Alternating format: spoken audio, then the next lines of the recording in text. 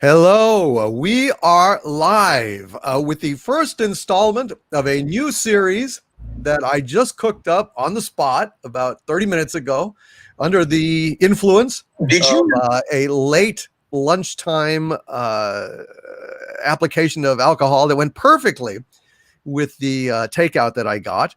And it's the DVD dialogues. And this is the first episode, installment, if you will, of something. I may even make it into a podcast. I may just go ahead and reach out into the world, put it on Spotify and iTunes and all these other outlets, if you will. And today I'm going to talk with somebody that I've wanted to talk with for a long time. This is an individual who is a fascinating gentleman. He is a Hollywood insider. He's a screenwriter. But more interestingly, even than that to me, is the fact that this gentleman is interested in philosophy, in esoterica and mysticism, and beautiful women, just as I am. And it is my distinct honor and privilege to introduce you to Kamran Pasha, probably a man who does not need an introduction, but it's my show and I'm giving him one anyway. Kamran, welcome to the first installment of the DVD Dialogues. How are you? I'm well, and I'm incredibly honored, Lord Doomcock, to be the first installment of what I hope is going to be a very interesting part of your channel experience for your viewers, and bringing on guests to talk about, these topics. And I'm honored to be inaugurating that, if I may use that phrase. Yes, you are inaugurating. It's an inauguration, isn't it? In conjunction with another inauguration. And I am just honored to have you here. This is going to be fun, just kind of kicking back. We are going to lead off about the Lucasfilm Civil War, because you broke news on my Friday Night Frolics live stream earlier about it. We'll talk about that. You called me on late night. I think it was New Year's, whatever. It was late night, and I just had gotten that information. I said, I'm just going to share with Doomcock. Yeah, I mean, it was absolutely perfect. To be honest, it was astonishing. And I don't know, maybe we'll start with that. But I just wanted to say, folks, this is an experiment out there in the chat. Usually on Friday Night Frolics, I am not able to have guests on for an extended period of time because, as you know, the chat is my guest. All of you guys are the show. And I hate to, take 15 or 20 minutes away from you guys in order to talk to someone, but I miss it. There are people that are fascinating in our sphere, in our universe, and not just to talk about Star Wars or Star Trek or Doctor Who or Hollywood per se. I mean, we do a little bit of that, but I want to go deeper. I want to be like the Joe Rogan experience in this. I want to go ahead and I'm an individual. It won't surprise those of you who follow my live streams and stuff to know that I am a very esoteric and diverse individual with far-ranging interests. Mm-hmm.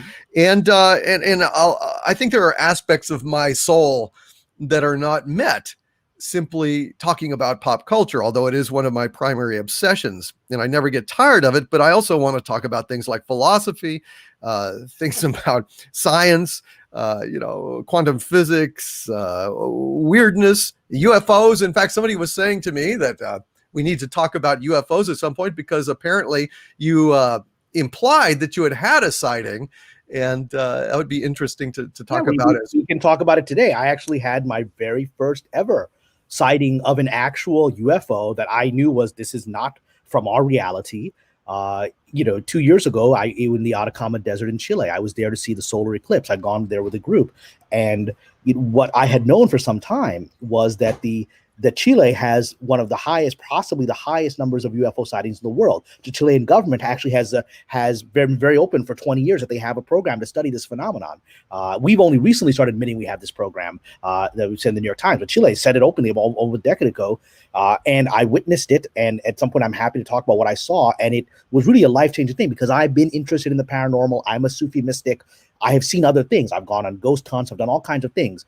But I've been fascinated with UFOs since I was a child. I would stay up in my apartment in Brooklyn as a kid and stare out from my little window at the fire escape into the sky, hoping to see a UFO. But I never imagined I'd see one.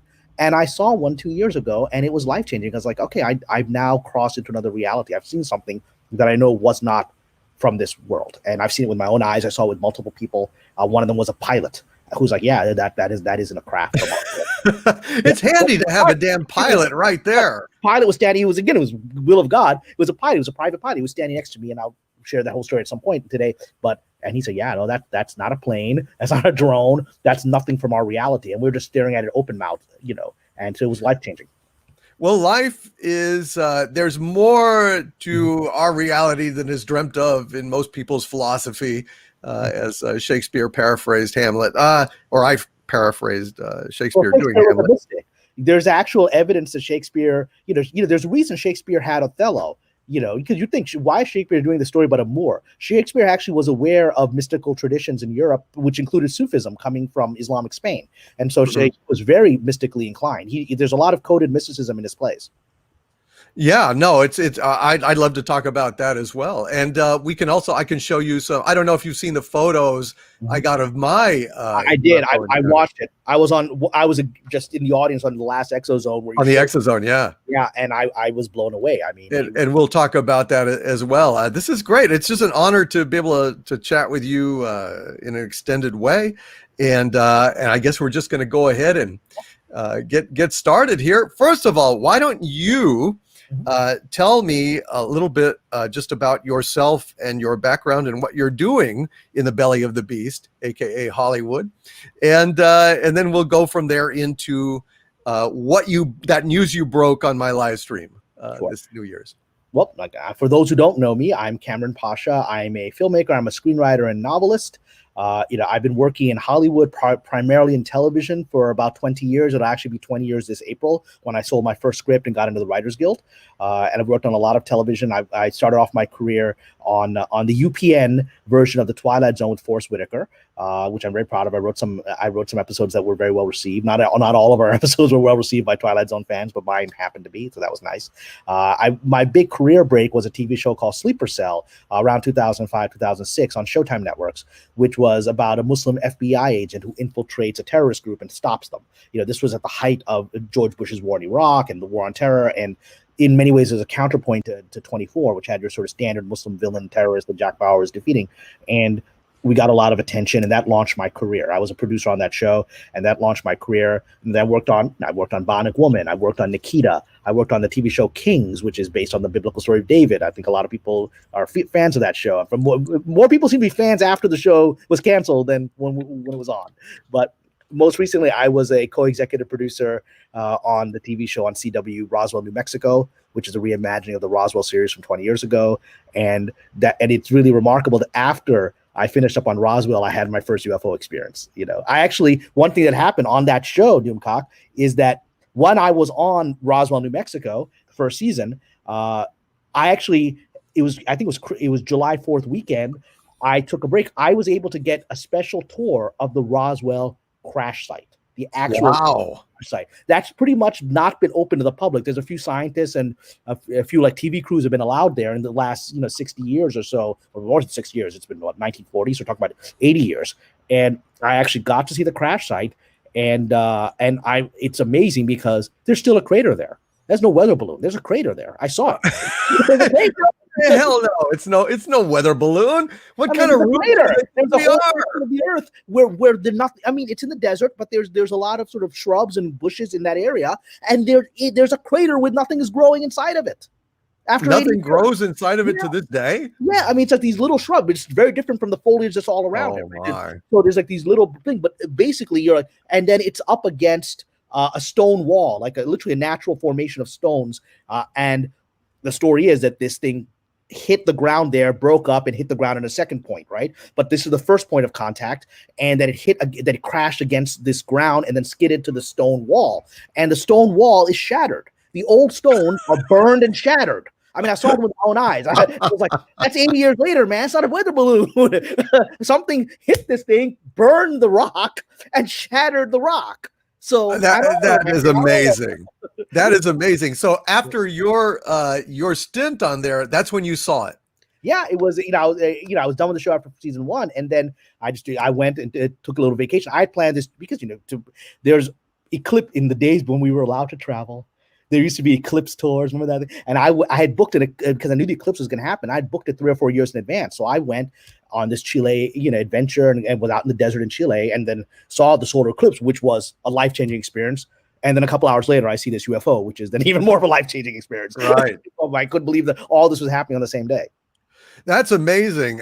Well, it kind of ties in. I mean, unfortunately, we think in linear terms, Yes. but I am always have like multiple thoughts in streams going at the same time.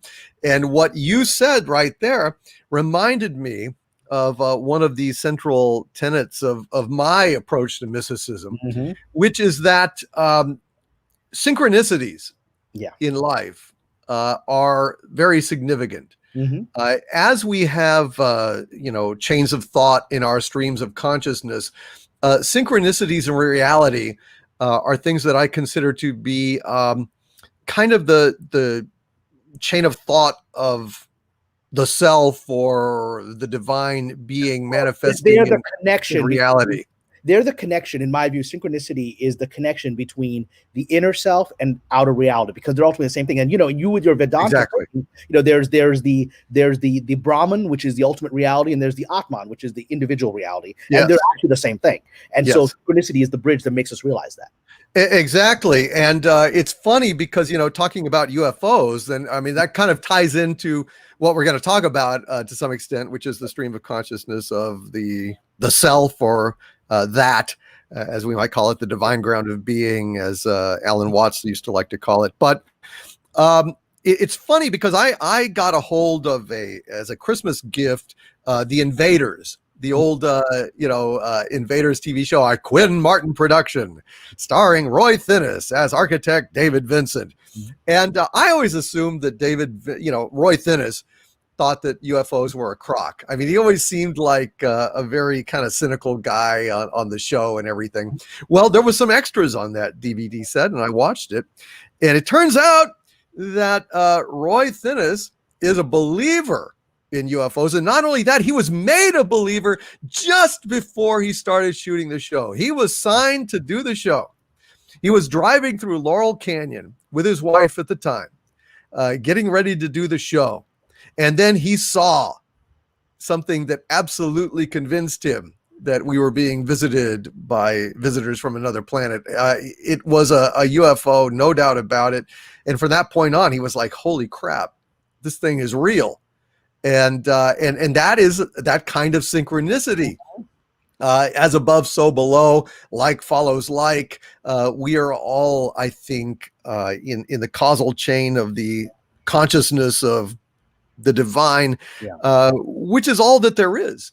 There is nothing but the divine. But we're getting ahead of ourselves. We will get there, because we Sufis have a lot to say about that, about the nature of reality versus our illusion of what we think is reality. Absolutely. And I consider myself to be something of a mystic. I can't really identify with any particular tradition, but I have widely investigated, Taoism, Vedanta, the Gnostic Gospels of Christ, which tend to reinforce this stuff, Buddha's speech, and so on. And so you basically did everything except Sufism. You went all around it. You went all around. Yes, well, but you're the expert, because I actually am deficient in Sufism. So you will instruct me in this and fill in a gap in my knowledge, because we can't know everything. But let's go ahead. Why don't you tell me a little bit about what that message was that you got, the news you broke on my channel about the Lucasfilm Civil War. And as you saw, it turned out to at least seems to be based in truth. It indeed does. And judging from your source, I think I have a good idea of who your source is. I'm not going to say, obviously, but yeah. Yes. I'll tell the audience about my source without. Go ahead. Yes, at least the relationship, right? So the source is a friend of mine who is a much more famous screenwriter than me, right?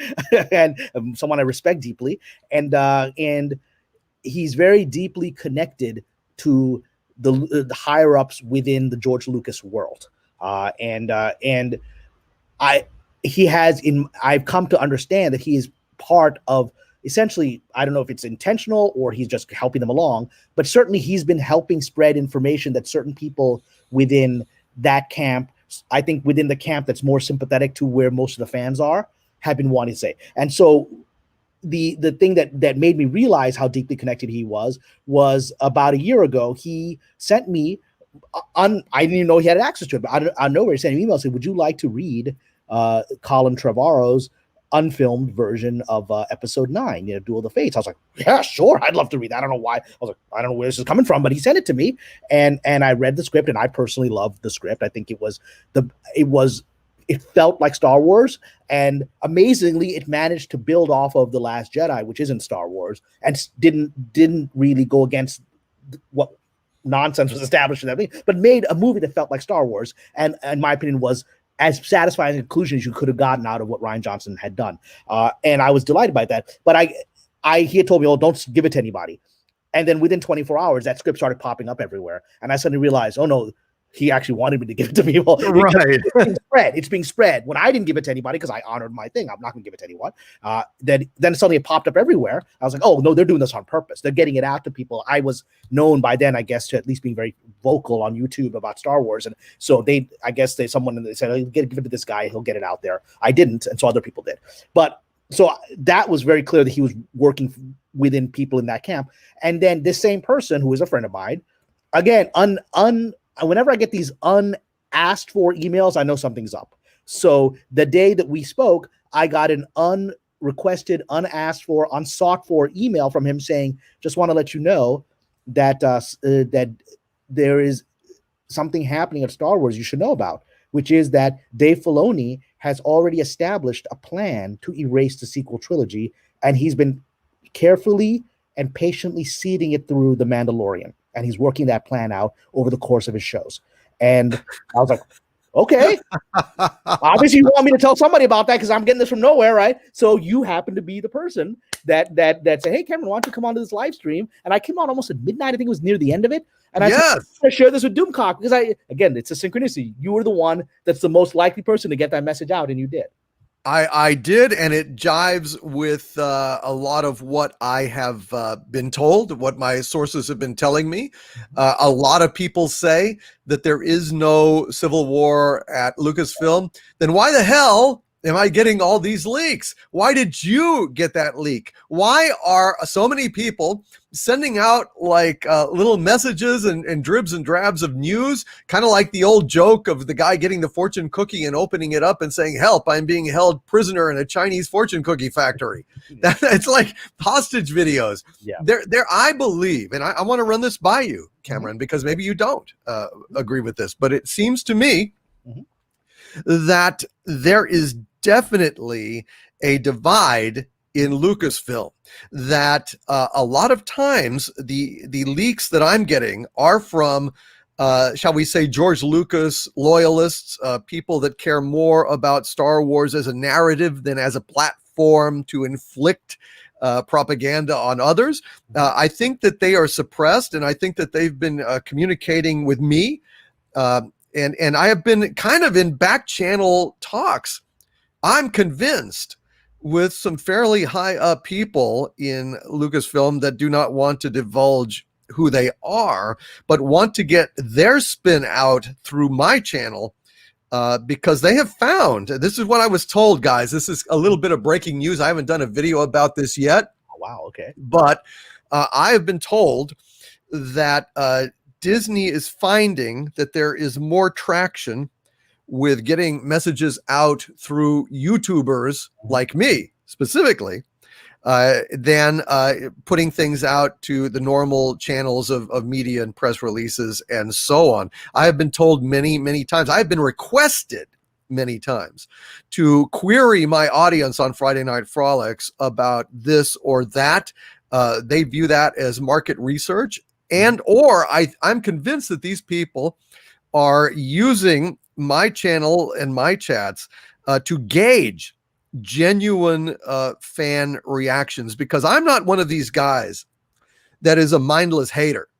I have said we have got to have victory conditions in this war to save pop culture. If we don't, then we're simply the trolls that they say we are. We're just bitching to hear ourselves bitch and to feel smug and self-satisfied. I'm interested in saving Star Wars.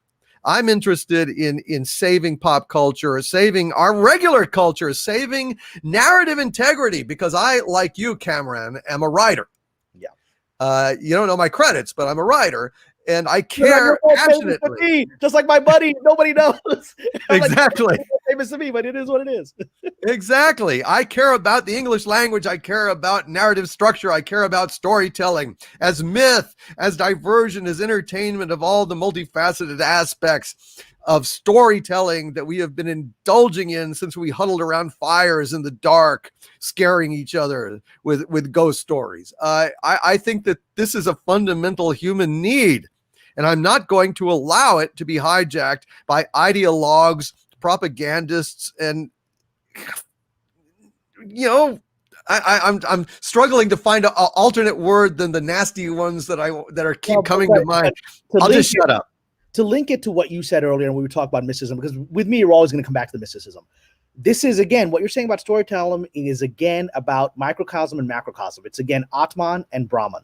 Yeah. So in the same way that we are telling stories as the Atman, right? George Lucas, as an individual person, told a grand epic myth, right, that still resonates. It's because he was actually reflecting the Brahman. He was reflecting the actual thing, because from a Sufi point of view, this entire cosmos is just God telling a story. Yes.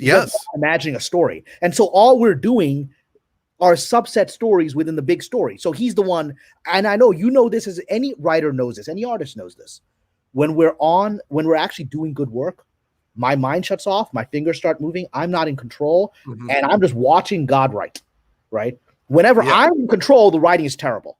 Whenever I'm in the zone, like exozone, I'm in the zone, that's because literally the grand storyteller is coming and said, okay, get out of the way, I'm going to do this now. And that is why stories, and that is why what George Lucas did is so critical, because I do believe the divine told an archetypal story through him, just like it told it through Homer, right? And so what we're witnessing now is not just a bunch of people from, a dumb generation with bad ideas trying to mess with a platform, right, of story. It's actually a cosmic battle between between God and the devil, between Ahura Mazda and Ahriman, right? It is that force. It is, in Islam we call, the shaitan. The name in the Quran for Satan is Iblis, he who despairs. So this is Iblis coming in, trying to mess up, You mean like Count Iblis in Battlestar Galactica? Well, so they use especially exactly. Well, and Lucas in his Star Wars used a lot of Arabic words, because Tatooine is actually, it's a town in Tunisia. My sister's been there. The set of Luke Skywalker's set of Uncle Owen is still there in the desert outside of the town of Tatooine. My sister's been there, right? And so he actually used a lot. Lucas actually, as you know, he studied Taoism, he studied mysticism, but he also studied a lot of Sufism. There's a lot of Arabic words that are in there. People are startled by that. I mean, Muslims immediately recognize it. Qui-Gon Jinn, Jinn is a reference to the Islamic demon Jinn, right? And so there's a lot. Mustafar is based on Mustafa, which is one of the names of the prophet, right? So these are very specific word choices that he has used throughout his mythology, because he's familiar with Sufism as he is with Taoism. Indeed. And just to give you guys out there a little bit of a primer of, we're speaking across many different philosophical and religious traditions.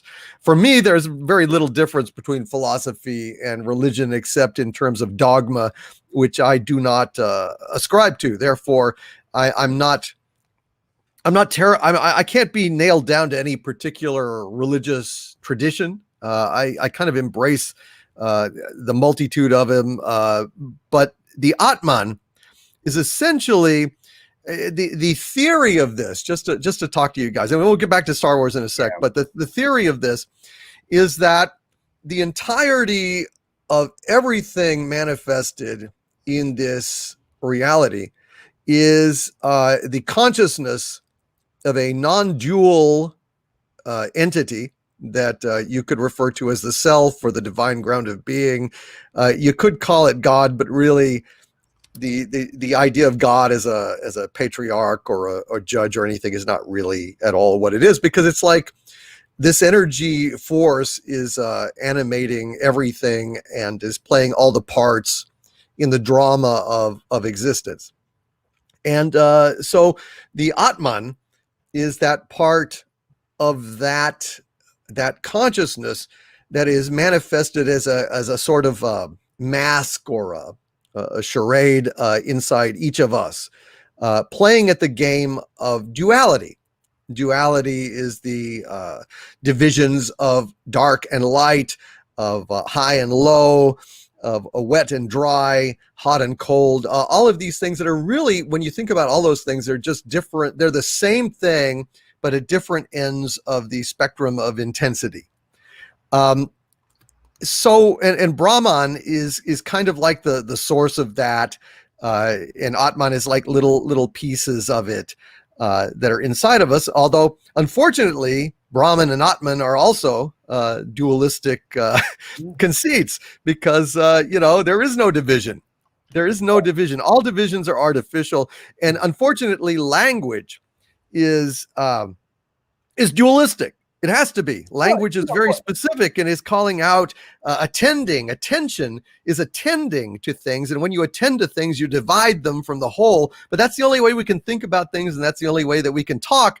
And so we are very limited in our way to articulate this. And that's one of the reasons why myth and poetry and stories are so important, because it can kind of give you a feel through metaphor of how higher truths, which cannot be spoken. We simply absolutely cannot utter anything that is true, other than perhaps the simplest sentence ever conceived, which is I am. Mm-hmm. That is true. But beyond that, there's nothing else that we can say that's true. A great Sufi mystic, a very famous one. His name was Hallaj, and he's a very controversial figure. Sufism in the early stages of Islam, the Sufi mystics largely kept very private. They were actually, the Sufi tradition comes directly from Prophet Muhammad. He taught his family members certain mystical truths that maybe the general populace wouldn't understand, and they privately told other people. And it was kept very quiet, sort of, in the community, like the wise person who doesn't really talk about some of the stuff he knows, you would go to, right? It later became very public. And one of the pivotal moments when it became public was this mystical figure, Hallaj, who basically, he revealed why you have to keep things quiet sometimes. Because he was in such spiritual ecstasy, he would start revealing all these profound truths that the average person isn't going to understand. And he ended up getting executed for blasphemy, for saying this phrase, Ana el-Haq, which in Arabic means I am the truth. El-Haq is one of the names of God in the Quran. Right. So literally, he was interpreted as saying, I'm God, which is blasphemy, and the poor dude ended up getting crucified, for sin. And all the mystics understood he's not saying that he is the divine being. He's saying this Brahman Atman thing. He's saying that I'm a reflection of the divine. But when he said that, the average person said, well, I'm God, so that means I can do whatever I want. I can kill people. I can commit rape and murder and all this other stuff because there's no moral authority. I'm God, right? That's how the average person would understand that. And so the Sufi mystics were like, yeah, Hallaj probably should have been killed because he didn't know he's actually spreading chaos by revealing truths that the average guy's not going to understand, right? Right. So at that point, Muslims said, all right, let's just be a little more careful of how we say this to the public, because even to this day, people don't understand mysticism, and they get very angry towards it. They do. Well, what you have to understand is that in this view, there is nothing that is not divine. And the only way that we can convey this truth is through metaphor. And a metaphor for it would be that basically the divine, the self, God, what have you, the origin of everything, is kind of throwing himself a great movie. This is all of reality is a great movie. Only the difference is that this being is playing all the parts, the villains and the good guys, for the joy of it, and is so amazing at it that they even forget that they're playing. And, I'm going to reveal, again, I'm going to be like Hallaj. I'm going to reveal something that the average person is not going to understand, right? But it's, watch out. I'm going to reveal something. So there's a very famous Sufi mystic, which most people have, at least many people have heard of him. They don't even realize he's a Sufi mystic or a Muslim. Rumi, the great poet. He's a very popular poet in America today, right? And he's like a 13th century poet from originally from Afghanistan, and he wrote in Persian. And he was in Turkey. And Rumi wrote this incredible epic poem called the Mathnavi, which is like this massive multi-volume poem, like the Odyssey or the Iliad, which is a divine sort of spiritual analogy of mysticism, Sufism. And he has a story in there that's very profound. That he shares a story about Pharaoh and Moses in his poem.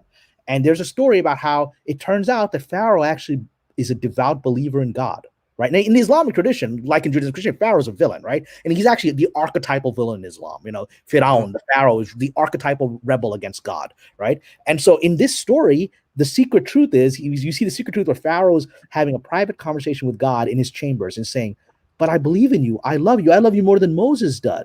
And you want me to act like this? You want me to be the enemy of Moses and everyone's going to hate me? And God says, yes, you need to play this role in the story so that Moses can play his role. And only it's like this intimacy of a lover. I will know your heart. Right. And the world will record you as a villain, but I will know. And on the day of judgment, you will be amongst the righteous because you were just playing the role I gave you. Right. And interesting enough, this was an idea in early Christianity as well. Mystical. There's the Gospel of Judas, which is one of the Gnostic Gospels that was not canonized in the Bible. And with Judas actually is told by Jesus, you got to go do all this stuff. He doesn't want to do it. He's like, but I'm loyal to you. He's like, and Jesus is like, yeah, you're going to be the villain of the story. And I know the truth. So it's an archetypal idea that God is playing all these roles. And ultimately at our core, there is this divine light. And yet the divine light is not separate. No. But we're getting way deep. But of course we have this passion here. But the point of it is that I was trying to make earlier is that if I say under this philosophy that I am God, I am also saying that you are. And I'm also saying that this desk is, this microphone is, the rocks outside are, the air that we breathe, everything. There is nothing that is not divine. And therefore, one of the keys to enlightenment that I have found is like, so many people get this. Jesus, I'm jumping right to the chase. This is so stupid, but fuck it. Look, here's the thing. Buckaroo Banzai said it best. No matter where you go, there you are. In this view, there is nowhere to go but to the Lord, because there is nothing but the Lord. Yeah. Period. All of this is a dream. It is a dream of God, and we are characters in the dream, but we're not separate. In the same way, when you have a dream, are those characters separate from you, or are they you? I mean, when you have a dream, I mean, they're just projections in your mind, right? Even the character in the dream that's talking to you is saying stuff that your subconscious is making it say. It's you. And I once posted this on Facebook, and it got one of the highest responses I've ever posted on Facebook. I just posted an interesting thing. All of us are suffering through life. And many of us are angry, at God. Why is life so unjust? There is no God. And it said, we're all Hamlet.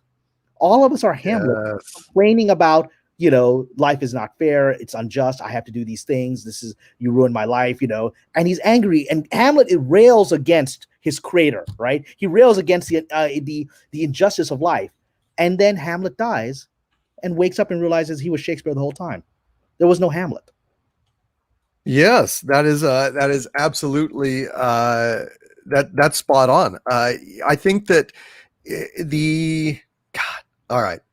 I wanted to start talking about Star Wars, but we will. But it's because George, we're just going with where we go. I'm not trying to control this fucking conversation, so it's just going to go where it goes. At this level, he'd get it, man. He'd be like, "Yeah, that's what I tried to put into Star Wars. That was my intent to do this." Absolutely. Well, the Force, right? Yeah. The Force is. But look, here it is. It's like the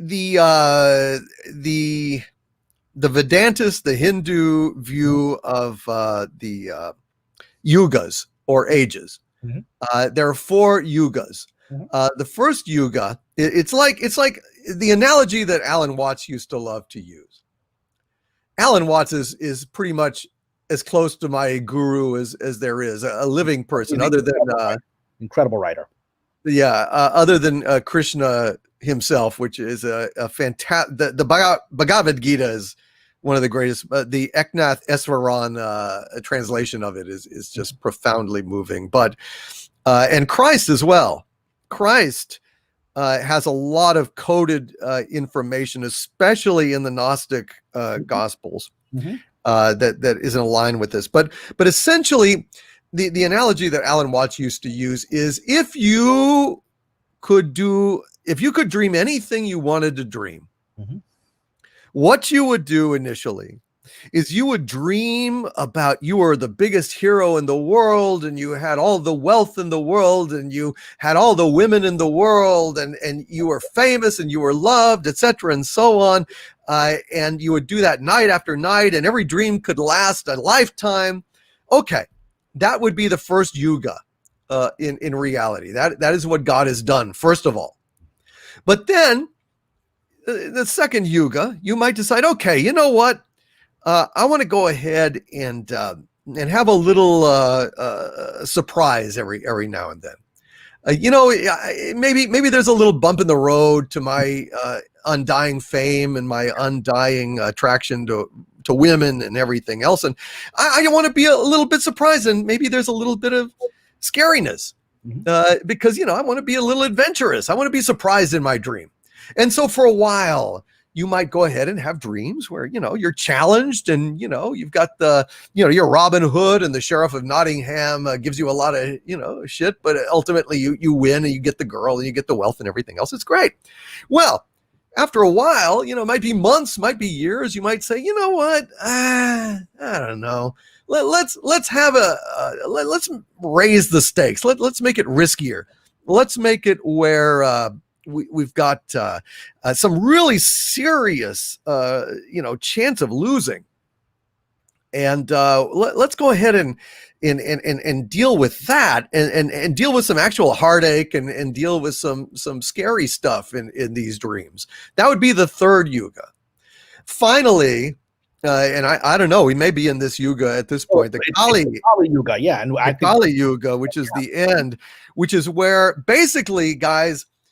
Spoiler alert, the negative aspects of the universe take over, everything gets destroyed, and everything's bad, and that's how it ends. But it doesn't really end, because that's just the movie.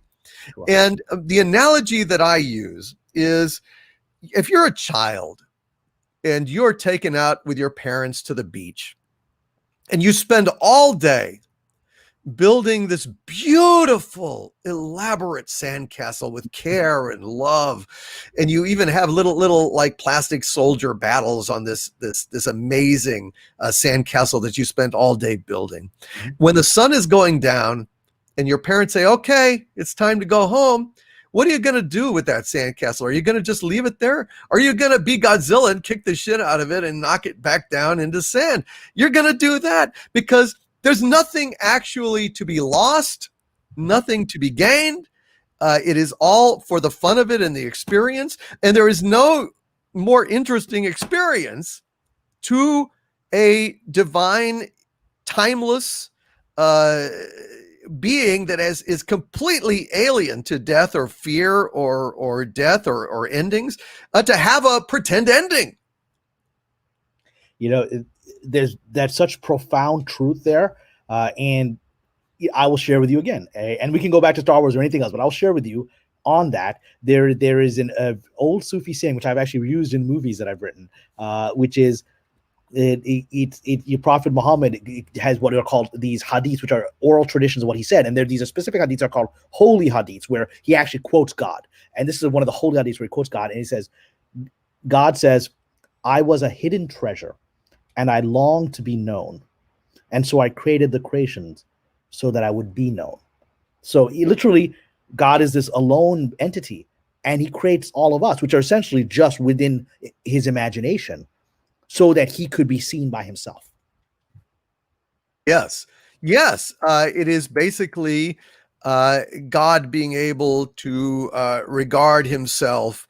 But that is not to say necessarily that the divine is lonely. When this manifestation is destroyed, according to this mythology, it's an analogy. in the Kali Yuga, Mhm. then that being, that self, that consciousness wakes up Mhm. and basically emerges from the theater. Yeah. Says, that was a great movie. Yeah. And abides in perfect peace and timeless joy outside of space and time, outside of anything that can be expressed. No features that can be expressed, because any feature would be a source of duality. And then it decides, after a timeless amount of time, because there is no time, to start the whole thing over again. So that essentially is kind of the groundwork of where we're talking about. But in that groundwork, it is no consolation for me, Kamran, that Kathleen Kennedy and Alex Kurtzman and Chris Chinballs is part of me, is part of the divine. It's an asshole part of the divine, and there are asshole parts of the divine in this manifestation. Well, and what there is this, and I'm going to use a Sufi analogy. In Islam, we have 99 names of God that reflect his qualities: the merciful, the compassionate, but there's also like the just, and they're all balanced, right? There's the creator, the destroyer, the giver of life, the creator of death. These are 99 names in the Quran. And the idea is all of creation is this unique, every individual creation is a unique admixture of the names. And so Satan, for example, is what he is. He represents God's justice without his mercy. So if God puts a vessel with all of his power and justice in it, but takes away any compassion, Satan is the manifestation of that, right? And so, but of course, anything manifested is artificial. Not really. In that sense, like I said, we're talking within the framework of what we exist here. That this is the imaginal being that's being created, and God is reflecting just one aspect of himself without the other balancing aspects. And so some of our friends who are more misguided tend to have reflecting one part of God without other parts. So for example, these progressive people think themselves progressive, are reflecting that part of God that is evolutionary, or at least they think it is, right? But without the other parts that are wisdom, that preserves what is good about the past. So without those parts, they move forward in a direction that doesn't involve anything. It sends us backwards. Indeed, yes. And what I want to do is read some of these super chats here, because you guys have been very kind and in waiting. I want to bring you all in here, and then we're going to get into the Lucasfilm Civil War specifically, and then we'll probably loop back into this talk around Star Wars, and also talk about beautiful women, which is an obsession we both share. Casey Osowski with a $5 super chat. Thank you, Casey. Says, hail. Thank you both for doing this. As a film fan, it's always interesting to learn how the system does or doesn't work. Well, we're going to get into that, Casey. We've got a lot of miles to cover here, and we will cover all of them. Jimmy Soul. Thank you, Casey. I love you, man. Jimmy Soul with a $5 super chat says, hail. Just a quick note to show support for you to start channel membership on the Harvey Zone. I bet Harvey would be happy about it. Hashtag press the button. Yes, Jimmy Soul. You know what? You suggesting that, and the fact that I want to expand the Harvey Zone. Like, I could never do a live stream like this on my main channel. It's just impossible. It's impossible because it just, the algorithm, to some extent, I'm a slave to the algorithm on my channel. And, anything that I do that underperforms, I certainly couldn't talk with Kamran Pasha for 2.5-3 hours and leave that up there because of the way that the algorithm calculates interest on videos. It would lower my subs. It would lower my views. They would think I was a loser because, people would watch 20 minutes of the live stream here or there and then leave, and they say, aha, well, even though it's longer than a normal video, because my normal videos are only 10 minutes, they look at that as well. But if it's a 3-hour live stream and somebody only watches 20 minutes, then it's a loser, and it starts to impact. Well, poor Harvey. He has been saddled with this extra channel where I put live streams and stuff, but I'm going to beef it up now. I'm going to start doing conversations that interest me. To hell with the algorithm. And it's going to be a lot of fun. And I want to thank you, Kamran, for being here, because this is going to be a lot of fun. And so why not have emojis and stuff? It'll be Harvey emojis, Harvey-centric emojis, probably insulting to me, but, whatever. he's kind of a djinn. We're going to talk about Harvey's role as a djinn. And as Harvey's the arbinger of the age, of the Kali Yuga, right? He's that destructive force. God's destruction without God's creation. So he's the force to destroy. So it's great. I think it is, and in fact, Kamran, if you've ever wanted to interview a djinn, maybe we'll let you talk to Harvey here in just a few minutes. I'd be delighted to speak with Harvey. I'm sure we have some interdimensional things to talk about. I think they do. Philip J.Y., thank you for the excited, happy super sticker, man. It is awesome to see. Thank you, Philip J.Y. Mexican Iron Man. Mexican Iron Man says, my lord, I'm a super fan of Kamran. He's a great, creative, super talented, intelligent, and a straight shooter that, despite all, maintains an uber positive attitude. Hail Kamran from Brother Mike, aka Mexican Iron Man. Thank you, Mexican Iron Man. He's a fan of yours, Kamran. And it means a lot to me. I'm in an industry where I haven't, certainly in recent years, I haven't been given a great deal of adulation. And because especially as more and more people are becoming aware of who I am and what I think like. And so the blessing God has given me is now I have all these brothers and sisters out of that industry who I'm able to connect with as equals. And that's a great blessing. It is, man. And I'm just glad you're here. If you were a bigger shot, we wouldn't be having this conversation. You wouldn't even. Well, I hope to become a bigger shot again, man. I hope to become a bigger shot again. That people are like, what, you got Kamran Pasha on the I do too, because I'm a hell of a writer. Who knows? If you become a big shot, you might be able to ghost me a little bit of work there. It's going to turn out you were George Lucas the whole time, and then you're just using a voice modulator this whole time. Well, all I can say is I have writing credits, but I'll leave it alone. Leave it at that. Corayon Witch in Residence with a $5 Canadian super chat. Hail, Corayon Witch in Residence says, can't stay, making dinner. Damn you, sir. I'm sorry you are. Kamran, can I ask how you include your interest in the mystical into your writing?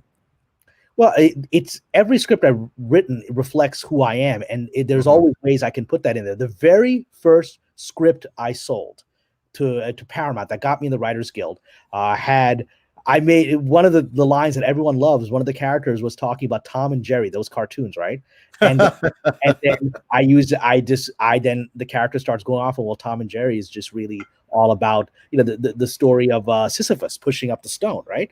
Because that's all Tom. He's always trying to get Jerry, and he can't get it, right? It's always and I started talking the mysticism of Tom and Jerry, and that sold the script. That got me in the Writers Guild. It's always been there. Everything I try to bring out the truth. You talk about philosophy and mysticism being different. What they are is they're different parts of the brain. Philosophy is the logical, the left side of the brain, and mysticism is the right side of the brain, the feeling, the emotion. Both are ways to the truth, right? Both are ways to the truth. They're both, and you need them. In fact, I think you need them unified in order to get to the truth.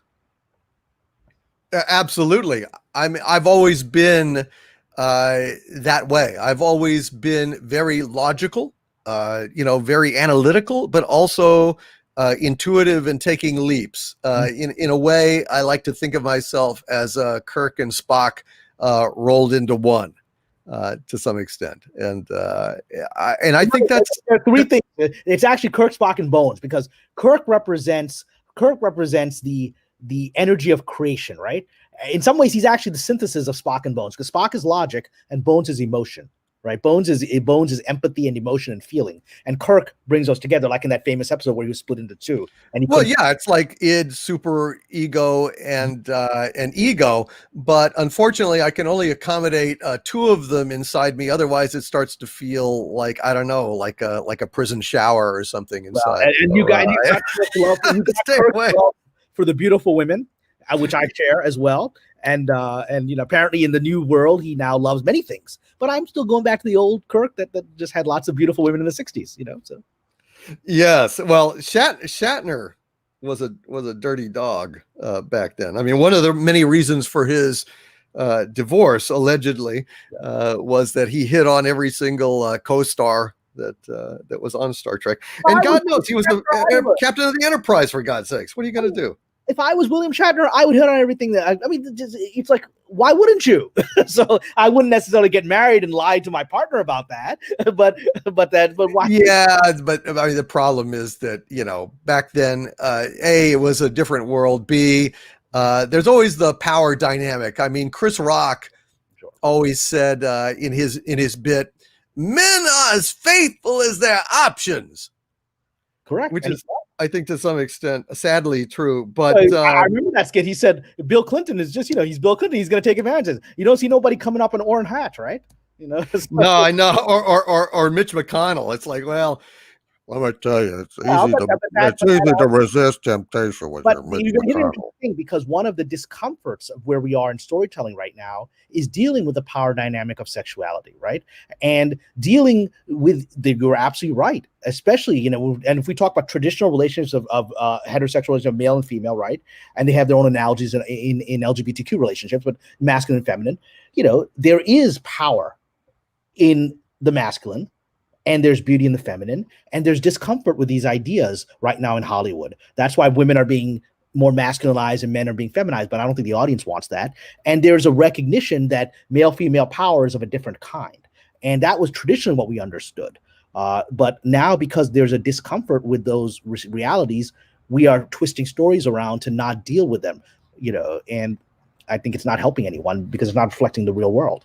It doesn't reflect the real world at all. And it reflects a kind of straight-jacketed ideology that is in denial of the fundamental differences between men and women. But, we'll talk about that later. But the typical thing, when I talk the names of God, the 99 names of God, half of them, or at least 44 of them actually, are masculine. They're the names of power, Jalal. And the 45, there's one more, is feminine. So there's 45, which is Jamal, beauty. So God's nature is beauty and power together. And in the imaginary world we live in, that divides into masculine and feminine. Of course, ultimately, I think about these things, Kamran, and I want to get back to these super chats here, but I want to make this point while it occurs to me, because as I said, I did have a little booze beforehand. I want to say that any attribute of the self is entirely artificial and confined to this manifestation, because ultimately the self has no attributes whatsoever. There are, otherwise that's dualism. So within this manifestation, this grand theater that the self is manifested to play out this amazing drama, which is just a delight. I mean, it is just the ultimate magic trick. This thing is astonishing. It's so compelling that you can know the truth and still get sucked into delusion at the drop of a hat. There is no attribute. There can be no high nor low, nor good nor evil, nor any other kind of depth. There's no space. There's no time. It exists in a state of calm bliss and pure consciousness.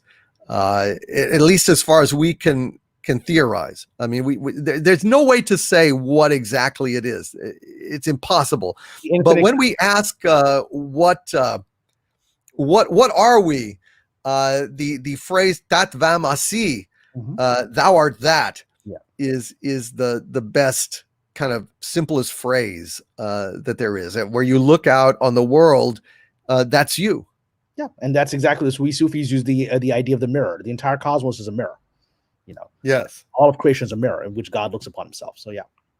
It's fantastic. Derek McManus, I want to thank you for the £1 super chat. Did not say a word, but you know what? This is a kind of a conversation where perhaps nothing needs to be said, where it's all intuitive. The Kelvington with a $10 super chat. Hail to the Kelvington. With a $10 super sticker, it says #1 fan and bouncing up and down with a pair. Thank you, Kelvington. I'm a fan of yours, by the way, brother. I am a fan of yours. Mr. Tickletrunk with a $10 Canadian super chat. Thank you, Mr. Tickletrunk. Says just a little appreciation for both the channel and the man, the myth, the legend, Kamran Pasha. What? Not Doomcock? Damn you, Mr. Tickle Trunk. You will be... I'm sorry. Just Well, lapsed into supervillain mode there for a minute.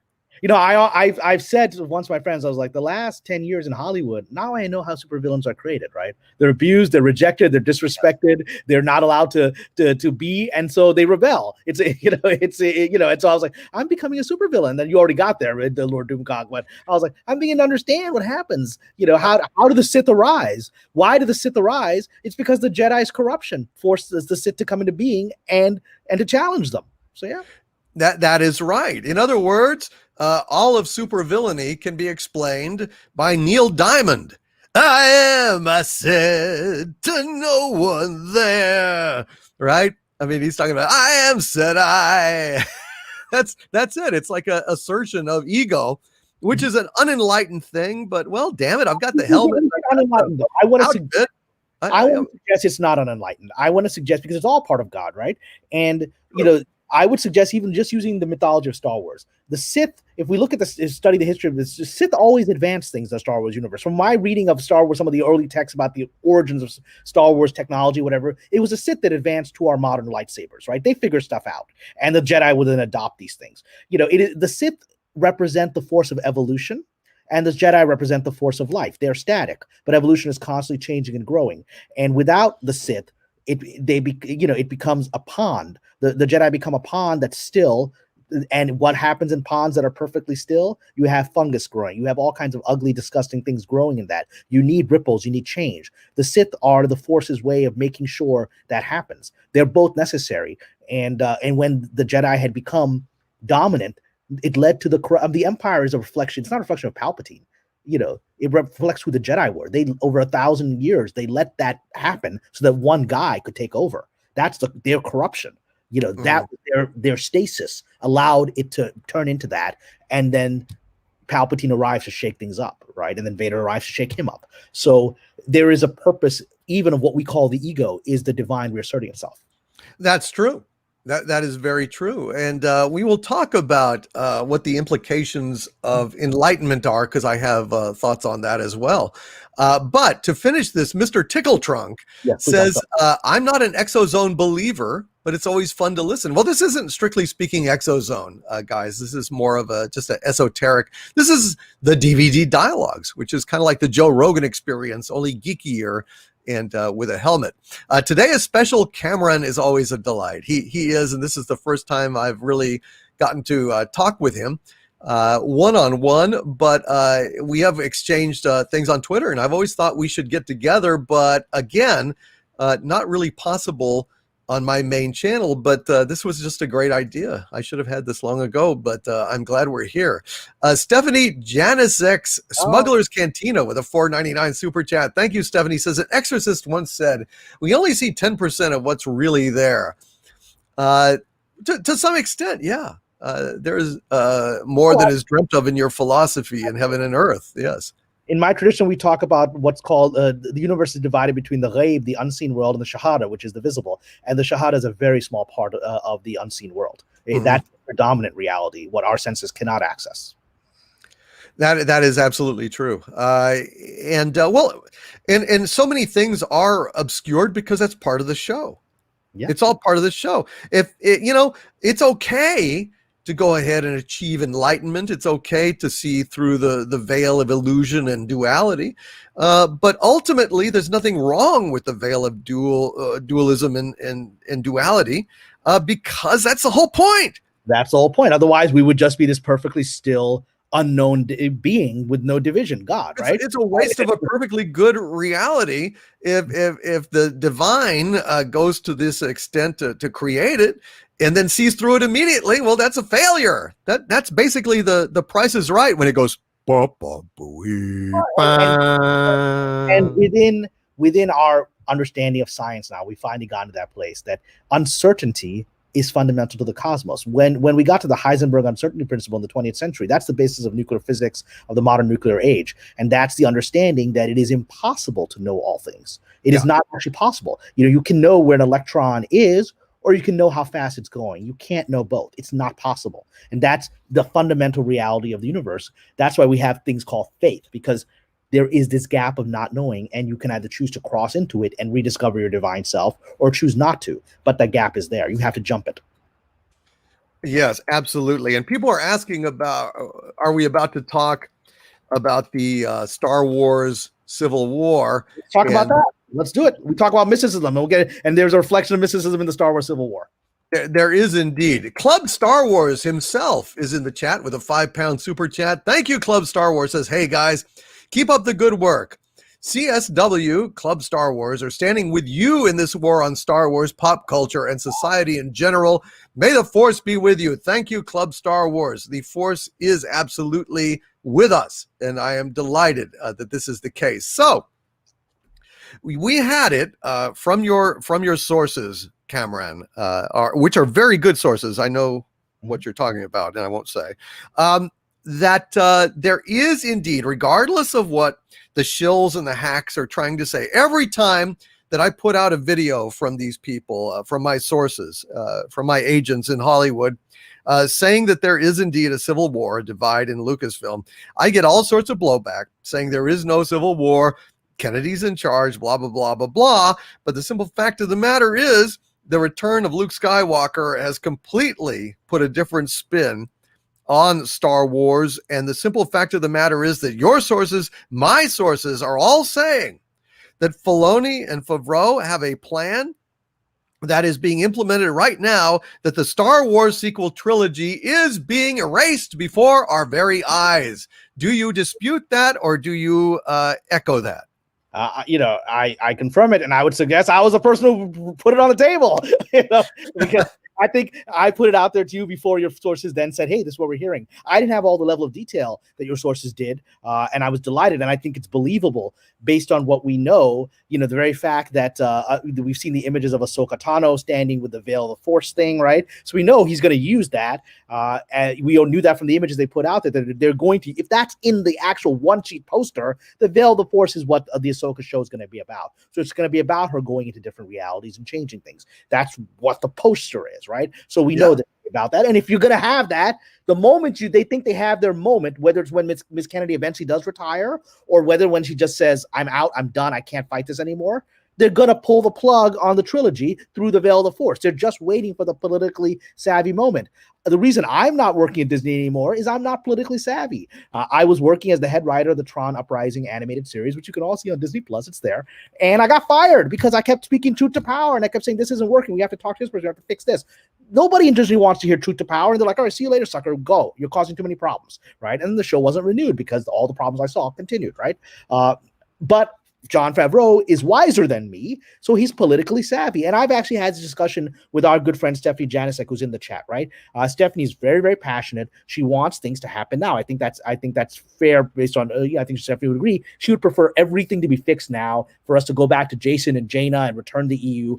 I would prefer that too. However, Jon Favreau knows, unlike Kamran Pasha, who'll say, let's go back to Jason and Jaina and erase this and go back to the EU and all that stuff. That's gonna get Favreau fired under the political circumstance he's in. So he's gonna patiently set things up until his moment. And he's working with Dave Filoni to do it. And so that's where we are. And I believe that's 100% the process. Yeah, and I think that, look, the fiscal realities are setting in, and the appearance of Luke Skywalker shattered all records, drew more people to Disney Plus than at any time before. It really illustrated very graphically the difference between Rey and Finn and Poe and Luke Skywalker. I think it clarified for Disney what the actual emphasis of Star Wars is, should be, and will be in the future. And I mean, there's just no way that there is not a power struggle going on, because I hear it over and over again. Midnight's Edge has talked about it. My sources are constantly talking about it. I feel that the information that I'm getting is coming straight from the Lucas loyalists inside Lucasfilm, and I want to speak to you about that, because I'm curious. As a Hollywood insider, do you think that there are people inside Lucasfilm that pay attention to my live streams or videos and are gratified that this other point of view is getting out, or am I just reviled throughout Hollywood? You're not reviled throughout Hollywood. And in fact, I know that people are watching these live streams. Look, the people that are opposed to good storytelling, who have weirdo political agendas, right? They wish you weren't around. They wish Jeremy and Geeks and Gamers wasn't around. They wish all of them were not around, because we're troublemakers, right? And we're trying to mess up their game, and we have messed up their game. But the people that have been the silent, and I believe it's a silent majority of Hollywood, that has been upset with what's been happening with Star Wars, because Star Wars inspired a whole generation of filmmakers. I work with them. When The Last Jedi came out, I ended up meeting with some friends of mine who are deeply connected. They were actually up for what was originally planned to be the Boba Fett series before it became The Mandalorian. They were up for that, right? And they actually told me the day that was killed, because they were told, we're not going to move forward with you. So they were up for being hired to write Boba Fett as a series, right?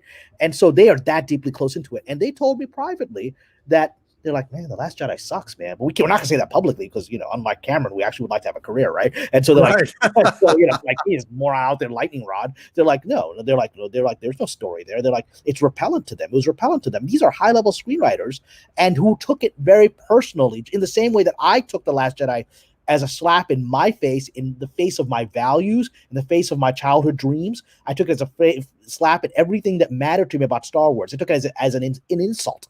That's how a lot of people in Hollywood responded, because it's so viscerally important to all of us from our childhood.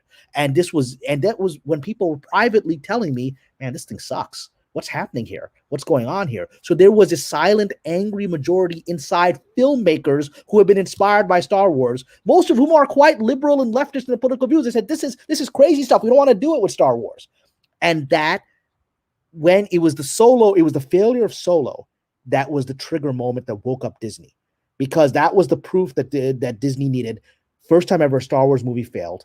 Right? It was literally the day after Star Wars Solo came out and bombed that my friend said to me, "We're out. Boba Fett's been canceled." And it's they're reworking everything now, because they figured out the Star Wars has become a disaster. It was literally 2 days later. That's the wake up moment. And since then has been this gradual effort to reclaim Star Wars by people who care about it. Jon Favreau, I'm sure, is quite politically liberal. He may very well have voted for our current president, right? Doesn't mean he believes in this kind of woke nonsense, right? And so all these people, they just want to tell stories, whatever their personal politics are. People complain all the time about Mark Hamill's politics. I don't care about Mark Hamill's politics. Everybody in Hollywood thinks like that. And I'm tired of hearing about people complain about it, right? They all think like that. But Mark Hamill cares about Star Wars. That's what I care about. He really does. And that's the majority of the people. You're all hating on people trying to fix Star Wars. They all think like Mark Hamill politically, but they care about Star Wars. And they are rising now. And I believe, especially the moment when Disney saw the reaction to Luke's return in The Mandalorian. And the next day, from what I've heard, and I think you've heard this as well, the subscription to Disney Plus skyrocketed. I know, because I was one of them. I would not subscribe to Disney Plus for 2 years. I didn't watch a single episode of Mandalorian until I heard Luke was back with respect. The next day I subscribed, and I actually watched. I've been watching it little by little, but I watched the rescue last night, which, with all the world's politics and everything that's been happening, I needed that inspiration last night. So it was really wonderful to see it for the first time myself. So we are on track. There is absolutely a civil war going on, and it is not over, because these people who are ideologically minded feel that everyone who's trying to restore old Star Wars is part of this conspiracy of white supremacy. They believe that. Right. They believe Mark Hamill, who is this really leftist guy, is a white supremacist because he's a white male. So it's purely out of racism and out of sexism that's motivating the pathologies. But because they believe this, they're not going to stop fighting. And especially because they think the current political environment is on their side, they're going to start fighting more now. They're like, look, the president is doing this stuff, right? So they're going to start fighting again. They're going to take these events to energize them. But I don't think they're going to win, because Disney just wants money. And it saw how much money it made right after The Mandalorian. It saw how much money after Luke came back. And then when people, after Hidalgo made his idiotic comment about people not being able to express their emotions, I heard that people started canceling. They saw that too. They're like, wait a minute, we got all these subscribers and suddenly we're losing them again because this moron. That's why he was forced to make a call and apologize to Star Wars Theory. He doesn't want to do that. Somebody in Disney called and said, hey, you idiot, we just got all these subscribers. Now you're messing with our bottom line here. Make a call and apologize to him. Yeah, and he wouldn't accept the apology, which because entirely in his right. It's not sincere. It's not coming from the heart. I always accept a sincere apology. When it's like, apologize to him, what is that? Yeah, it's phony. It's absolutely phony, and I don't hold with it.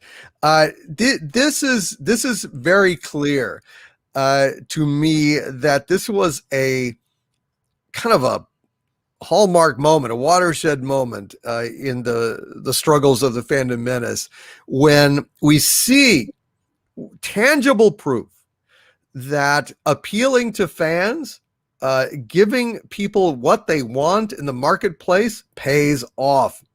And the coof has been a terrible thing in the world. There's no doubt about it. But the one, I think, silver lining of it is that it has placed fiscal pressure on these corporations to get back to the basics of delivering a product that people actually want in the marketplace, actually selling people what they want to see instead of what you think they ought to want to see.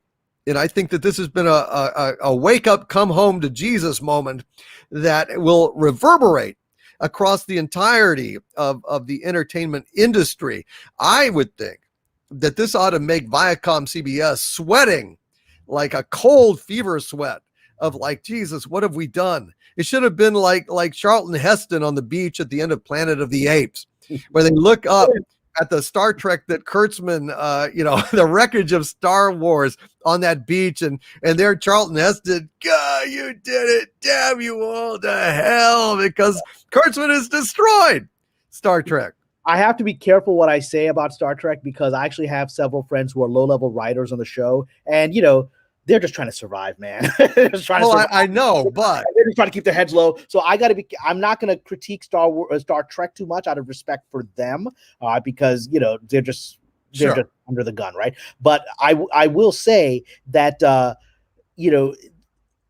last year's events with the health issues and the shutdown and all that stuff, they shattered Disney. They shattered Disney more than the other studios because Disney lost more. All the studios lost their movies and their shows, right? They all suffered that damage. Disney lost its theme parks. It lost its cruise ships. It lost everything. Disney was close to bankruptcy from these events. Disney has no energy to tolerate this garbage when they're trying to make sure the entire industry, the entire company doesn't go down under, right? And so other companies, Viacom, whatever, may not feel the same pressures. They are feeling pressures, right? Disney literally went from like, okay, we're going to shut off all the lights if we don't get the audience back. And that's why Favreau was able to push through Luke Skywalker. And I don't know that he would have been able to push it through had, this season at least, had events not gone as insane as they had gone, right?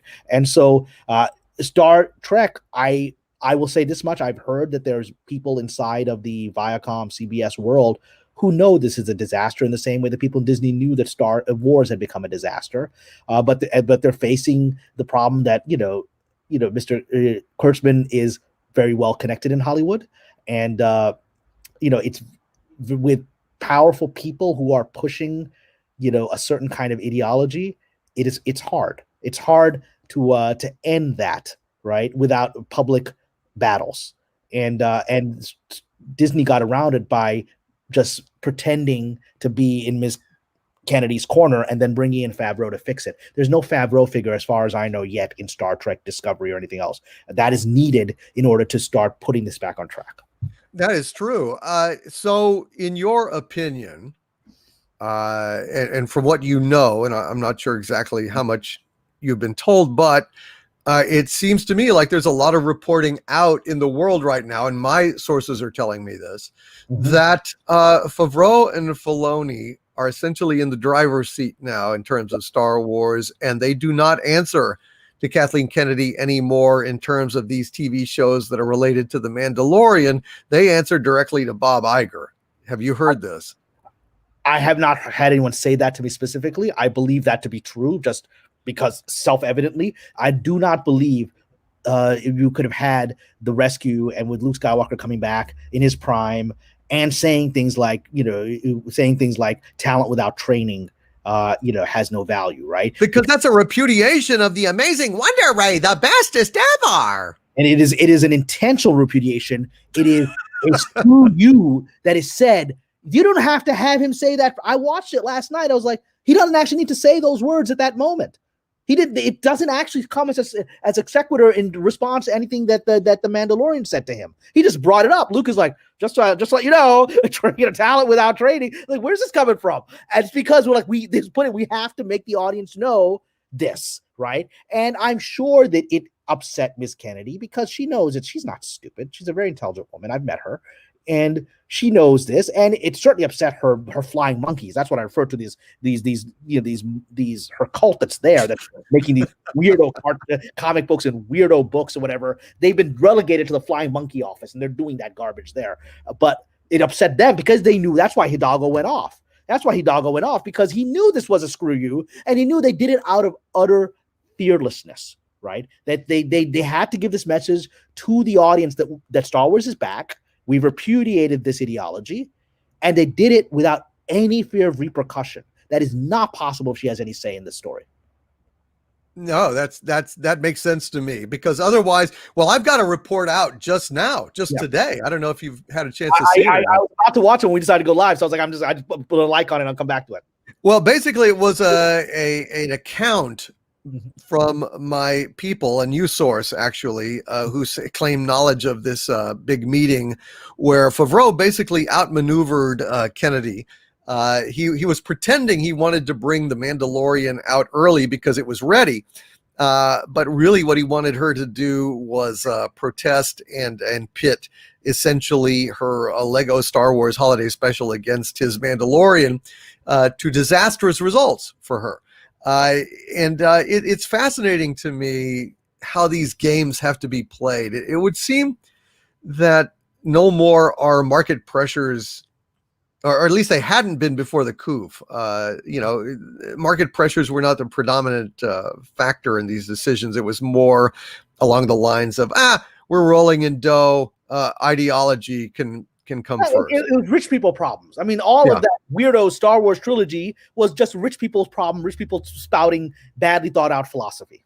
Yeah, which is absolutely ridiculous.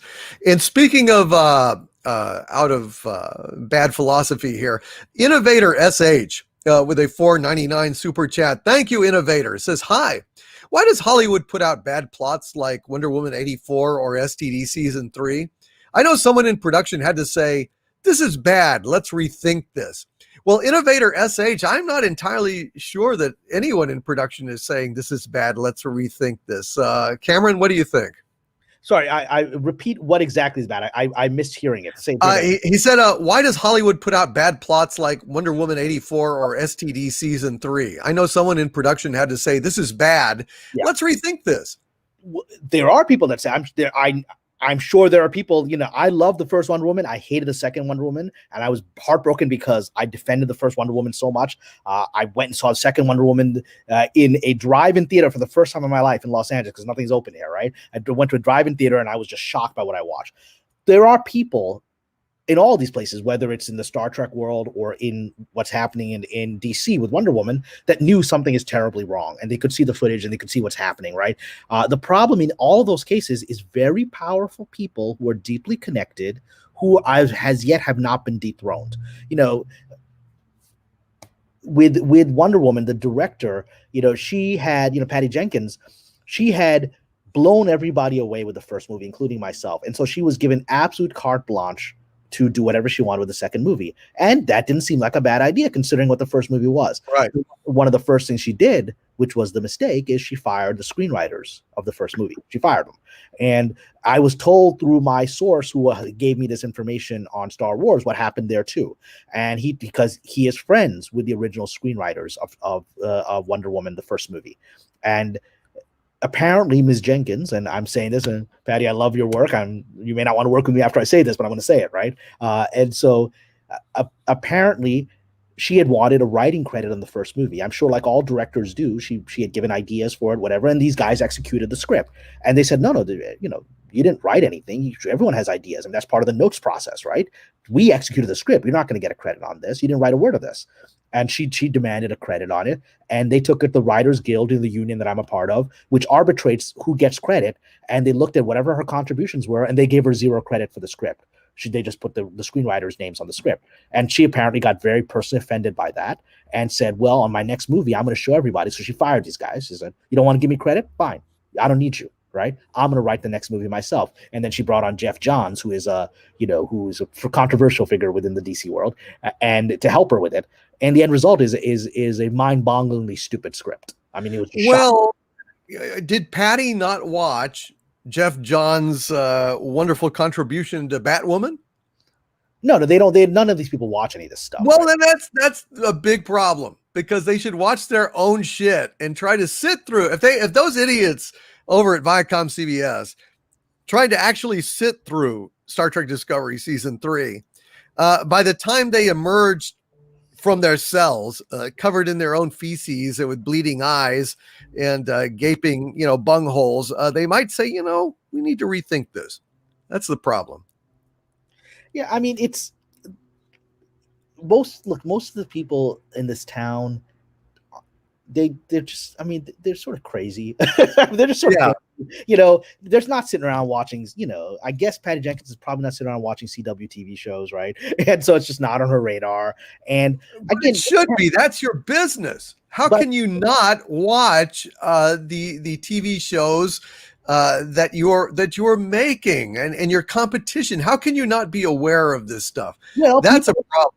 People like Jon Favreau who are able, I'm sure Jon Favreau has a big ego and he's channeling it in a healthy way, in a wise, politically savvy way.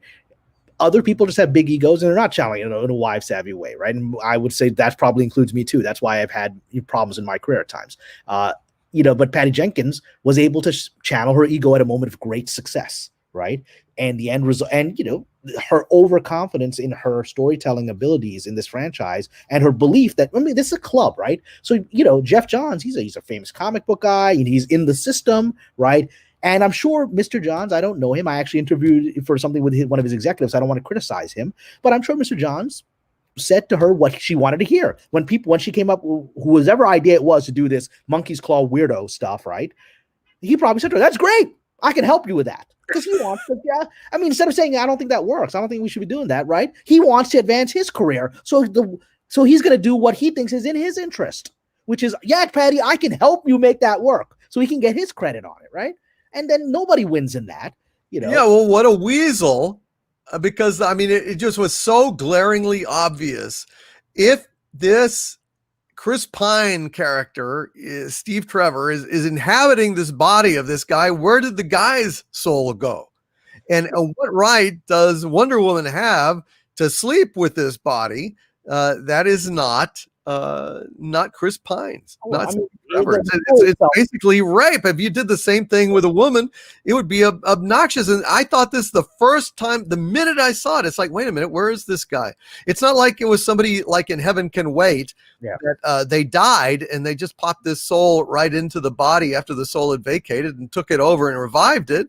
Well, that's okay. But no, this guy was just kind of shoved into it was essentially possessed by It's the Exorcist. Yes, it's the Exorcist, only instead of spewing pea soup, this body was spewing love, which I don't know. I don't know if that's appropriate. Love comes in spurts, but I didn't say that. I don't know what to say. But there was 1,001 things wrong with that movie from a storytelling point of view. And this is something that not everyone in the audience will perhaps care about or even agree with. But I'll tell you, in the Muslim community, of which I'm a member, people were shocked by all of these Arab villains from there's Egyptian bad guys and this Afghan bad guy and all these guys. And it was like going back to old Chuck Norris stuff, right? And the thing is, it blew me away because the first movie, and some of the people in my community didn't like Gal Gadot because she has served as a soldier in the IDF, right? And I defended her. I actually did an interview on the BBC defending her, saying that, I'm not here to judge her politics. She's perfect for Wonder Woman, whatever, and all that. And then And I defended her and the movie to my own community, only to feel betrayed by the second movie, where there's Muslim villains running around everywhere. And in the first movie, if we remember, there's a Muslim hero. He's one of her, he's an actor I've worked with, Saeed Tagmaoui. He's a Moroccan actor who was one of her little cadre of guys fighting in World War I. Right? He was the Moroccan dude in the group, and he's like a heroic figure. And he talks about the racism he experienced in France. So I was like, well, look, this is a really sympathetic portrayal of Arabs and Muslims. And the next movie is just a bunch of Allahu Akbar guys running around with shaggy beard shooting stuff up that Wonder Woman takes care of. And it was just like, there was a moment that nobody outside of my community noticed, but it literally, people like, you may know Abu Nas, who is a very big member of the Menace, and he and I are deep spiritual brothers, my fellow Muslim in the Menace. And, and we don't agree on a lot of politics, but we're good friends. And Abu Nas said this to me. He basically tuned out of the movie the same moment most of us Muslims did. Remember the fight sequence that was in the Egyptian desert where Diana's fighting with the cars and all that stuff? There's a moment where Steve Trevor basically jumps into one of the bad guy trucks and throws the Arab guy out, right? And just takes control of the truck to help Diana. And as he's sort of breaking in the truck and breaking the windows, there's a little amulet that's hanging from the mirror, like people have crosses or whatever hanging from mirrors. It's a little amulet. And he just grabs the amulet and he contemptuously throws it out the window, right? That amulet had the name of a god in Arabic, Allah. It's a religious amulet for Muslims that a lot of us put in our cars out of respect. And there's no reason for that in that scene. Just climb in the window and drive the car. Instead, beat the bad guy up, get in the window. Oh, what's this? Name of Allah. Oh, what is this crap? You think we ain't going to get the message, man? That's someone put that moment in there. And it was like, all right, we get the message. We get the message, Patty. And, so basically I can see that it was the screenwriters of the first movie that put the nice positive Arab figure in, because that's not what you're about. Right? You did all this stuff on purpose, and that moment you directed that moment. And again, I don't expect anyone in the chat to care. In fact, when I said that before, other people said, you Muslim fanatics, you're finding it. I was like, it means if a character climbed into a car, saw a cross, grabbed it, looked at it with contempt, basically threw it out the window, that's a message. And when the hero does it, that's a message, right? It is.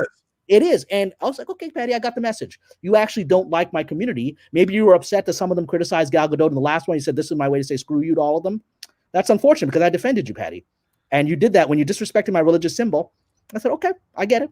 I get what this is about. So that's something that really hurt a lot of people. And, I had friends who wasn't like, yeah, I'm not going to watch this. Abu Nas, like, I'm done with this. They're insulting my religion. I'm done. No, I can understand that.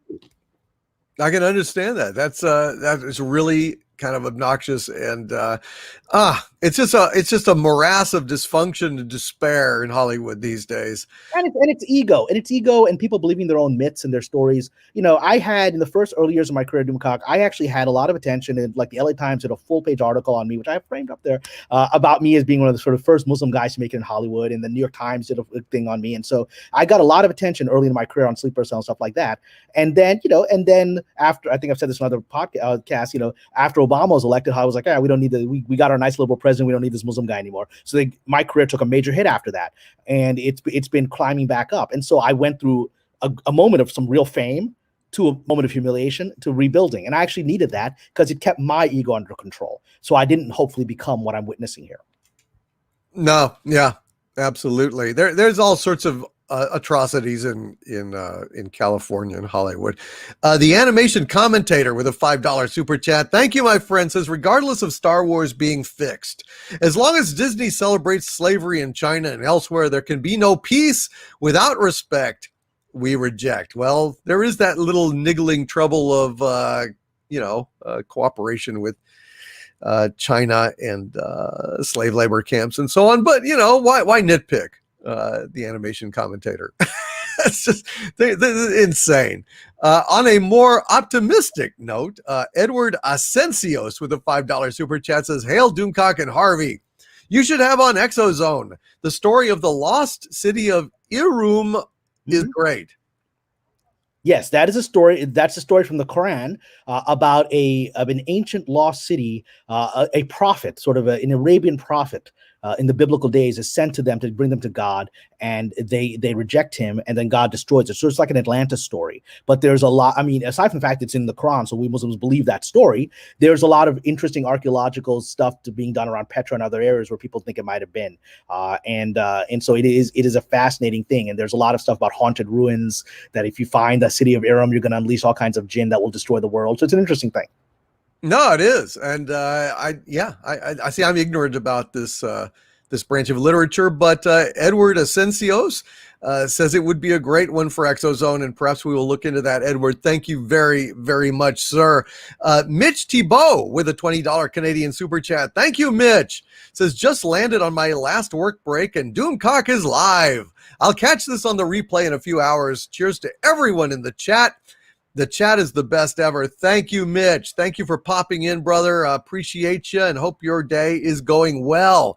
And my wrench, my friend, Sandra Feliciano, the great and amazing Sandra Feliciano, with a $4 Bushiba presenting a golden bone super sticker. Thank you, Sandra Feliciano. Sandra, are you having fun? Are you enjoying this? Are y'all enjoying this chat? Is this a successful experiment? What do you guys think? You want to hear more DVD dialogues in the future? Please let me know. Thank you for supporting this channel with your super chats, brother. Sandra, you are awesome. Scott Hudson with a $5 super chat. Hail, Scott Hudson says, I am currently halfway through reading The Lord of the Rings aloud to my 7 and 5-year-old sons at bedtime. The experience is sublime and divine. Wow. Now that is something to read it to such young kids. Man. I've heard that, but I mean, if ever I have children, I should do that. I mean, that's a great idea. That's a wonderful father you're being. That's wonderful. Good heavens. That is some serious ass dedication. And those are some intelligent kids to be able to absorb that kind of thing. Wow. I tell you what, do they like Tom Bombadil? I just want to know if they like Tom Bombadil. I don't know too many people. I don't know. Some people like Tom Bombadil. And one of the things about the Lord of the Rings, I do love the Lord of the Rings, but oh my God, they keep doing, have you heard the story about my third cousin removed, Zinfandel, and then it goes on for he's in the genealogies. You know, when I was younger, when I first read it in probably junior high school, I didn't appreciate some of the things and that I appreciated later, like the poetry and whatever. I didn't really care about the poems. Later realized they're actually really important to the story. And even Tom Bombadil, I didn't appreciate him when I first read him. I thought he was a distraction, but he actually represents part of the mythology. You know, the mythology that we later learn more about in the Silmarillion, but the mythology that he hints at of the cosmos there is, you know, there is these forces of light and darkness, and then there's these neutral forces, which is nature, right? Which is neither light nor dark, right? And that's what Bombadil, right? That's why the ring has no power for Tom Bombadil, because it doesn't control nature, it controls the human ego and that. And so I think there's a lot of profound things in Lord of the Rings that you get more when you read it at a later time in life. Yeah, I need to go through it again. I read it like when I was in junior high or grade school, junior high. So I mean, I missed a lot. I'll check it out more. Let's see. Miracle Draw with a £2 super chat. It is wonderful to see you, Miracle Draw. Thank you. Miracle Draw says, if you only knew the power of the bestest ever. Yeah, that's what. I feel bad for Daisy Ridley. She deserved better than that. They all did. She did. All those actors are good actors. Yeah. They deserve better than that. You know, with Rose Tico, she deserved better. The character was terrible. You know, Kelly Marie Tran is a great actress who didn't deserve that. She's a beautiful actress who didn't deserve to be dressed in this frumpy way in order to make sure the nice white woman that reflects Kathleen Kennedy is not outshone, right? I mean, that's what the politics of that is. Alleging that Kathleen Kennedy dumped down a minority character in order for her little avatar to shine. Oh, that's painful. Well, that's I mean, look, you have Kerry Russell in the next movie. I didn't watch the next movie, but I've heard Kerry Russell she's beautiful. She never takes off her mask. I want to see Kerry Russell be hot and sexy. Why is she the stupid mask? She's hot. Yeah, she's hot. So, whatever. And so, look, it's very clear that Miss Kennedy's, it's a pattern. It's not just Rey.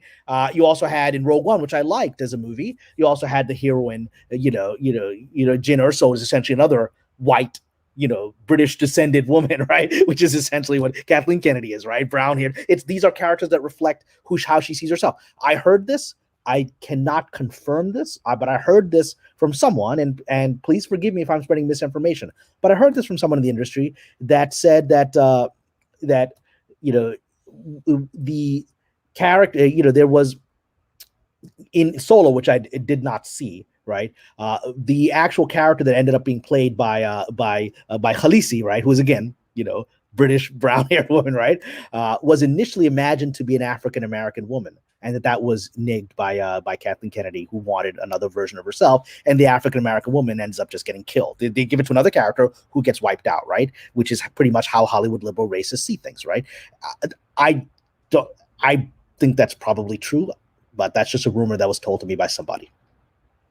Oh yeah, I think you're right. It's just the way that things have kind of worked out. I mean, they introduce all these characters, and none of them have any depth whatsoever. None of them have memorable moments. I mean, honest to God, there's hardly anything in that entire sequel trilogy that is in any way memorable. The only memorable thing to me, oddly enough, came in The Last Jedi, with the scene with Snoke and Kylo, where Kylo basically kills Snoke. So you like that scene? That scene made my stomach fall out. I was like, what are we going to do now? Oh my God. Well, I knew in terms of the implication, but just in terms of being in the moment in a dramatic scene, it was fascinating that the things that Kylo that were being described were things that Kylo was doing to mask his intention. That would have worked in the third movie, right? Exactly. Well, that would have been tremendous in the third movie. He basically put the third movie in the second one to make sure no one else could follow up on it. And that's the tragedy of Colin Trevorrow, because he pulled it off. I believe Mr. Johnson, in his weirdo, subversive, I'm going to mess up Star Wars pathology, which I really believe he wanted to, he set up an impossible situation so that his would be the last movie of this, right? And that no one could even, whatever happened afterwards would be worse than what he did. And so he would be remembered as the most, as the last great movie of Star Wars in his own imagination. And then Colin Trevorrow fixed it, in my opinion. I read the script. I love the script. He made the mythology move forward from The Last Jedi to a satisfying and exciting Star Warsian conclusion. And so he did the impossible, and we never got to see his script. The script is better than everything I've heard about the filmed episode 9. Yeah. No, I agree. I agree. Nathaniel Larson with a $10 super chat. Thank you, Nathaniel. Says, what would you guys have done for a Disney Star Wars trilogy? I would do the SWTOR stories far in the past, so you can screw up the original. You can't screw up the originals. Have a great story, but now we got Darth Raylo instead. I would have loved to have seen the Jedi at the top of their powers. Sure. I mean, I think that would have been a fascinating thing. But what I really needed from Star Wars and still need from Star Wars is fun. That was the whole point of the original Star Wars trilogy, was fun, like Saturday matinee serial fun. And that is something that even The Mandalorian still has not quite recaptured. It's getting there are moments. They're getting some of the fun humor back. That's not dumb humor. It's not Yo Mama. It's like, it's humor in the moment. It's not perfect. It definitely isn't perfect. And I've had people complain about it, but I've just watched The Mandalorian over the last 2 weeks. And I got to say, I was like, oh my God, this thing is at least getting back on track. I'm enjoying this. Right? Yeah. And it's getting better with time, in my opinion. They're getting more, the early episodes, they're still trying to figure it out. And I think Miss Kennedy was probably still like being able to poke into it, right? And then eventually with time, they will get more freedom, especially second season where they bring Boba Fett back. And, Tamora Morrison's a great actor. And I'm very satisfied with what Jon Favreau is pulling us towards. And I'm looking forward to more of this. I mean, and it is the Jon Favreau Star Wars. It's not George Lucas Star Wars, but I'll take that over the Kathleen Kennedy Star Wars. It's closer. Oh, God. Totally. No doubt about it. There's no comparison. There's no comparison. Digi Akuma with a $5 super chat. Thank you, Digi Akuma. Actually, two in a $2 super chat as well. Thank you, Digi Akuma. Very generous of you, my friend. Says, that talk about creators watching their own works. I like that description. Even better, their reaction being like the open arc scene in Raiders. Even better when South Park made fun of that scene. Yeah. Yeah, I don't know how these people can claim to be competent and not watch their own show, not sample their own wares, not give a damn about what the competition is, what the fans want. They're so blithely unaware of what is going on in their own industry. That, to me, smacks of incompetence. It is. I mean, incompetence is rewarded here. There's an echo chamber, right? I've worked with a lot of people that are highly incompetent and very famous, right? More famous than me, right? And they understood they understood the politics of the world and how to handle it better than I have. And so they've kissed the right butts, and they've covered up the right, crimes, and they've been able to rise.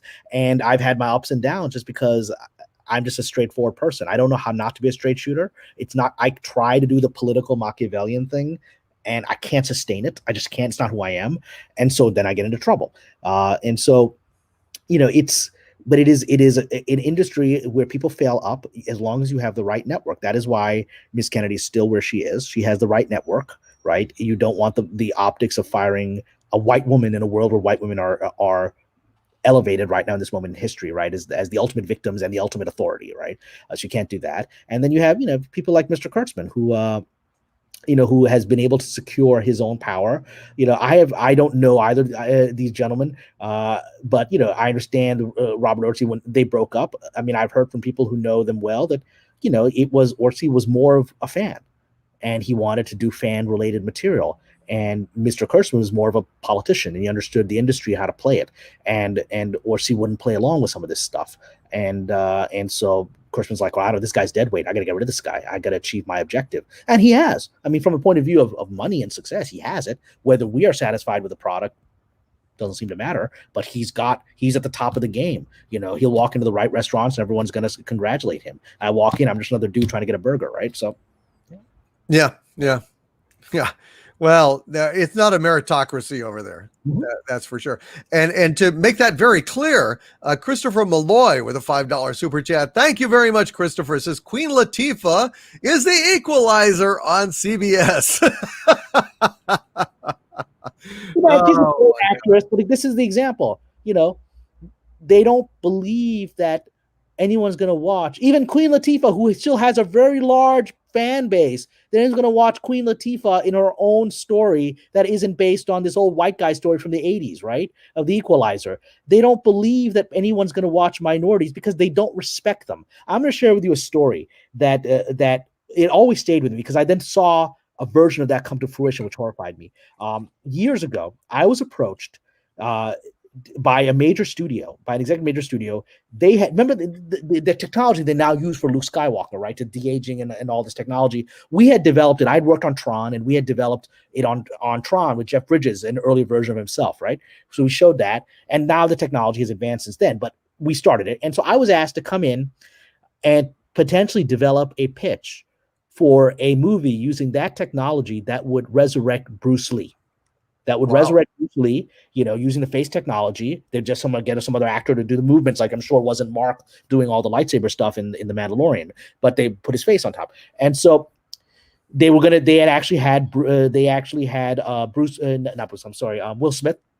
Smith. It's this movie studio. It was it was a pretty high level thing. Will Smith was going to be the star of the movie, and Bruce Lee was going to come back as a ghost from the other side, like a force ghost, to guide him in some way, right? And so they were taking pitches. And so I was like, oh my God, Bruce Lee. I mean, I'll do this. So I came in with a passionate pitch that essentially, there's a lot of mythology around Bruce Lee. There's a lot of questions about his death, whether it really was sort of the natural death that we think it would, that the official story is, or whether he was killed by triads or whatever. There's a lot of mystery around it. And so I said, in this mythology, I created Bruce Lee as part of a line of these great sort of martial arts masters throughout history who pass on this lineage. But he was killed by the evil guys before he could pass on the lineage to young Will Smith, who would have been the next sort of Jedi trainee of the lineage. And so his spirit comes back from the side as when Will Smith is an adult, to teach him these things, to fulfill his destiny that he doesn't know he has. So that was my pitch for it. And it was very respectful, and how Will was going to have sort of this spirit mentor, and Bruce Lee would come in that way. So the executive loved my pitch, brought it in to the big boss at the studio, and I pitched it with such passion, and the boss stared at me, and he's like your standard white guy, Hollywood guy, right? Probably voted for Obama, a nice liberal guy. Looking at me, he goes, yeah, you know what? Yeah, yours is too serious. I want to do a buddy comedy where we can use Bruce as the butt of the joke. I was like, what? You want to use Bruce Lee as the butt of the joke? I mean, he's a revered figure. People, it's like a religious figure worldwide. I've got friends in Serbia who have pictures of him almost like a shrine. Worldwide, Bruce Lee is a revered figure, right? Yes. He's not a joke. People make Chuck Norris jokes or whatever, you know, they don't make Bruce Lee jokes because he's not a joke. I couldn't believe this. And then I literally said to him, and the meeting ended within 30 seconds. I was so shocked, and I don't have self-restraint like Jean Favreau. I said to him, I literally said to this powerful studio head, I said, are you crazy? They're going to laugh you out of this town if you do that. Do you know how much offense that's going to cause to people? If you try to make Bruce Lee in this dumb comedy where he's the butt of the joke on the afterlife or whatever. I mean, what are you thinking? I said, that's like racist. Meeting was over right there. Oh, yeah. Right there. The poor exec who brought me in was horrified because his job's on the line, right? And literally was like, well, thank you very much. It was a pleasure. I was out. Literally like a minute later, I was out of the office, right? Because I couldn't, I had to say it. I was like, they never made that movie because it's stupid, right? And so they couldn't make it, right? And Bruce Lee's family would never have agreed to it. Years later, then, you know, and a director I really love, now I'm blanking on the great director, Pulp Fiction, right? Our great director of Pulp Fiction. Oh, yeah. Yeah. So he just did this Hollywood thing with the Manson murders, right? Right. Yeah. The Once Upon a Time in Hollywood, Quentin Tarantino. Thank you. My brain blanked on Quentin Tarantino. And I enjoyed most of the movie, and I loved Margot Robbie as Sharon Tate. I'd watch a whole movie of just Margot Robbie as Sharon Tate, right? But there's this weirdo thing in the middle of it where Bruce Lee shows up with a really good actor who seems to play Bruce Lee really well, and he's the butt of the joke. Brad Pitt kicks his ass, and I'm like, they had to do it. They found a way to get it in. Bruce getting kicked by a white guy. I was like, because it's this profound racism.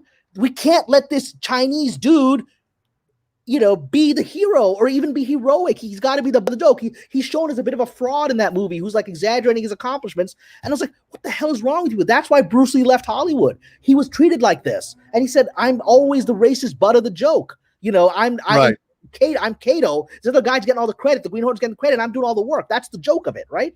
And that's true. Yeah. He left Hollywood to go to Hong Kong for this reason because this is who they are. This is Hollywood liberals.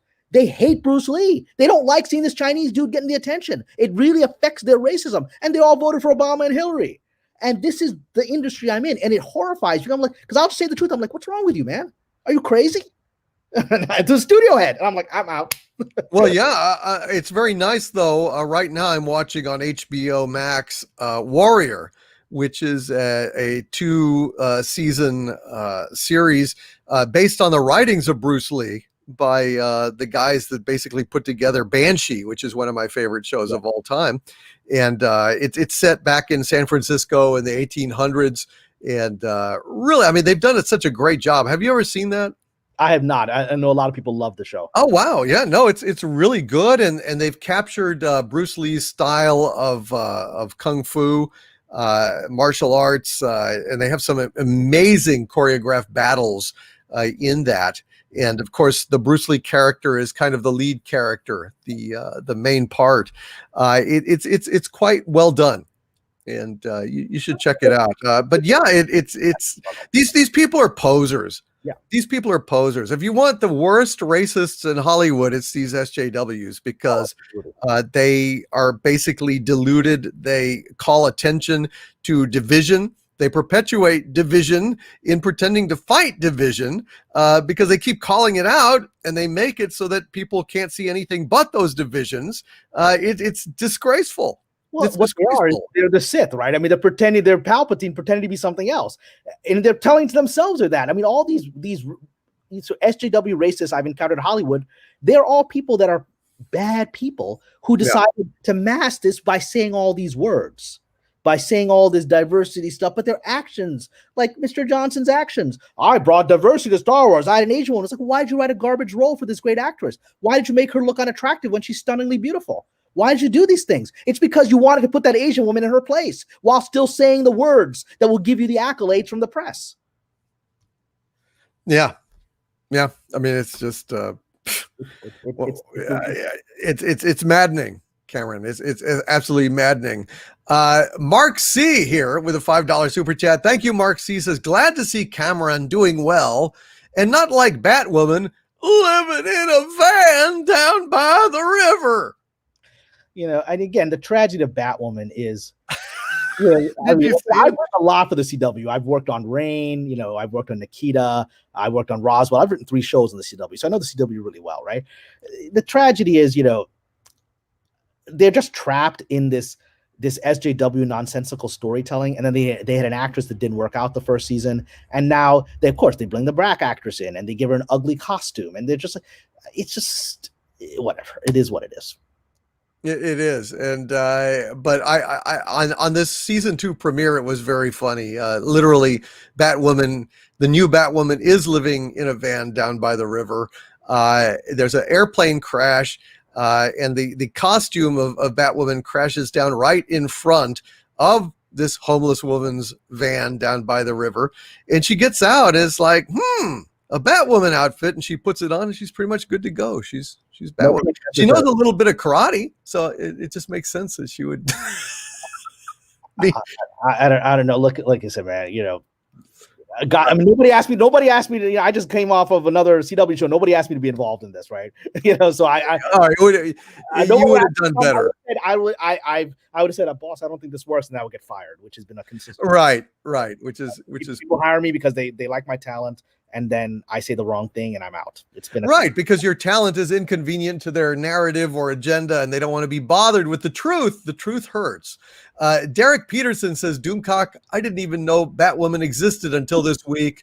Thanks a lot. Then he has a crying, little unhappy face emoji. I'm sorry, Derek Peterson.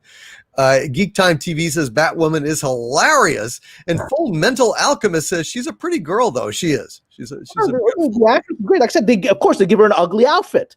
They give her an ugly wig. Come on. That's a horrible wig. I like red hair, but not when it looks like it's I don't know, like a mop dipped in magenta paint or something. Their image of African Americans, right? It's what they think is, man, we're showing African American hair in this way. I'm like, yeah, but but you're designing it in a certain way that I know women with beautiful, sensual afros, and you're designing this weird, ugly wig. I mean, that's a real weird perception of what you think African American hair is. It is bad. And who do they think they're fooling? I don't know. It's Nicholas Horton with a 3-pound super sticker saying, how's it going? It's going good, Nicholas Horton. How's it going with you, brother? Are you having fun tonight? I hope you all are. Geek Time TV with a $5 super chat. Thank you, Geek Time TV says, hail. This is great. I'm writing a little script as I listen. Would love to get Kamran on our channel when we're big enough to earn his time. Hail a Geek Time TV. Kamran is a great guy. I'm sure he'll go anywhere he is asked. Just DM me if I've got availability. I'll come, and so just DM me and I'll figure it out. There you go. Gannicus 2020 with a $5 super chat. Thank you, Gannicus 2020 says, great discussion. Thoughts on the Clone Wars animated series? I haven't seen most of the Clone Wars animated series, so I can't really talk too much about it. Yeah. And any thoughts on that, Cameron? Did you ever watch it? I've seen a few episodes and I like them, and so now that I have Disney Plus, now that I've just finished up with The Mandalorian, I'm like, oh, I should go watch the Clone Wars. The episodes that I saw, I liked. One of the reasons I didn't watch it was I was a little resentful because I was up for the job of head writer of Clone Wars. I was up for it. I went through the interview process, got all the way to Dave Filoni. So I met Dave Filoni. I was interviewed with him, and I was so excited because the gig was, this is when Clone Wars was being developed. The gig was, whoever we're going to choose, we're going to bring them to Skywalker Ranch and work with George Lucas, right? And I was like, oh yeah, I want this job, right? And so I was very excited that I got through the process till I was one of the final candidates with Dave Filoni, and met Dave Filoni, and everything was going really well. And then I knew the moment that I lost the job. So we started talking about, like, I started giving my mystical philosophical insights into the Force based on Taoism and Sufism, the stuff you and I talk about. And I started going off on that. And as I started talking about all these layers of mysticism that Lucas has put in the Force, I saw Dave's eyes just start glazing over. He wasn't interested in any of that stuff, right? And, and I just watched the smile on his face fade as he started nodding, because he was like, literally, he was like, I don't care about any of this crap, right? Oh dear. And obviously George cares about it, and it wasn't you. It was like, wow, I'm talking about Vedanta. He was like, what is this crap this guy's talking about? And about the I talked about, literally, I know the moment. The moment was I started talking about the yin yang symbol of Taoism, which Right. and how the force is based on that, and how actually, as you know, yin is the feminine side, right? And yang is the masculine side, and yin is actually the negative. So the dark side of the force is actually, feminine, because it's about the negative. It's about emotion, right? The dark side of the force is all about emotion, Right. and the light side is the masculine, which is consciousness, which is detachment from emotion. So I said the interesting thing about what George has implied here is that the dark side of the force. This is before, a few years before Kennedy. This is before Kennedy owned the property, but Kennedy would come out and say the force is female, whereas in reality, in the original mythology, the dark side of the force is actually female, right? And so I started saying the stuff, and I could just watch him like, what the hell is he talking about, right? Oh dear. And I was done, and I was then hired to be the head writer of the Twan animated series. So I went from one animated job to another, and then one of the people that worked on that show had worked on Clone Wars, and she said, "Yeah, you lost a job that moment, because he didn't know what you were talking about, and he wasn't interested in putting you in a room with Lucas." Oh God. Because he's got a great relationship with George Lucas. He's like, Right. and like I come in, and I'm pretty sure Lucas would be like, yes, you understood this stuff that about mysticism that I've not been able to talk to anybody about, and suddenly away we go, and I become Lucas's buddy, right? That's what she said. She said there was no way he was going to put you in a room with George. That's too bad, because you should have hidden that light under the bushel, buddy. I just got to be myself. It doesn't help. I've never talked about mysticism in a job interview. I think I'm wise in that regard, because it's just too esoteric for people. But yeah, I'm sorry to hear that, man. That really sucks.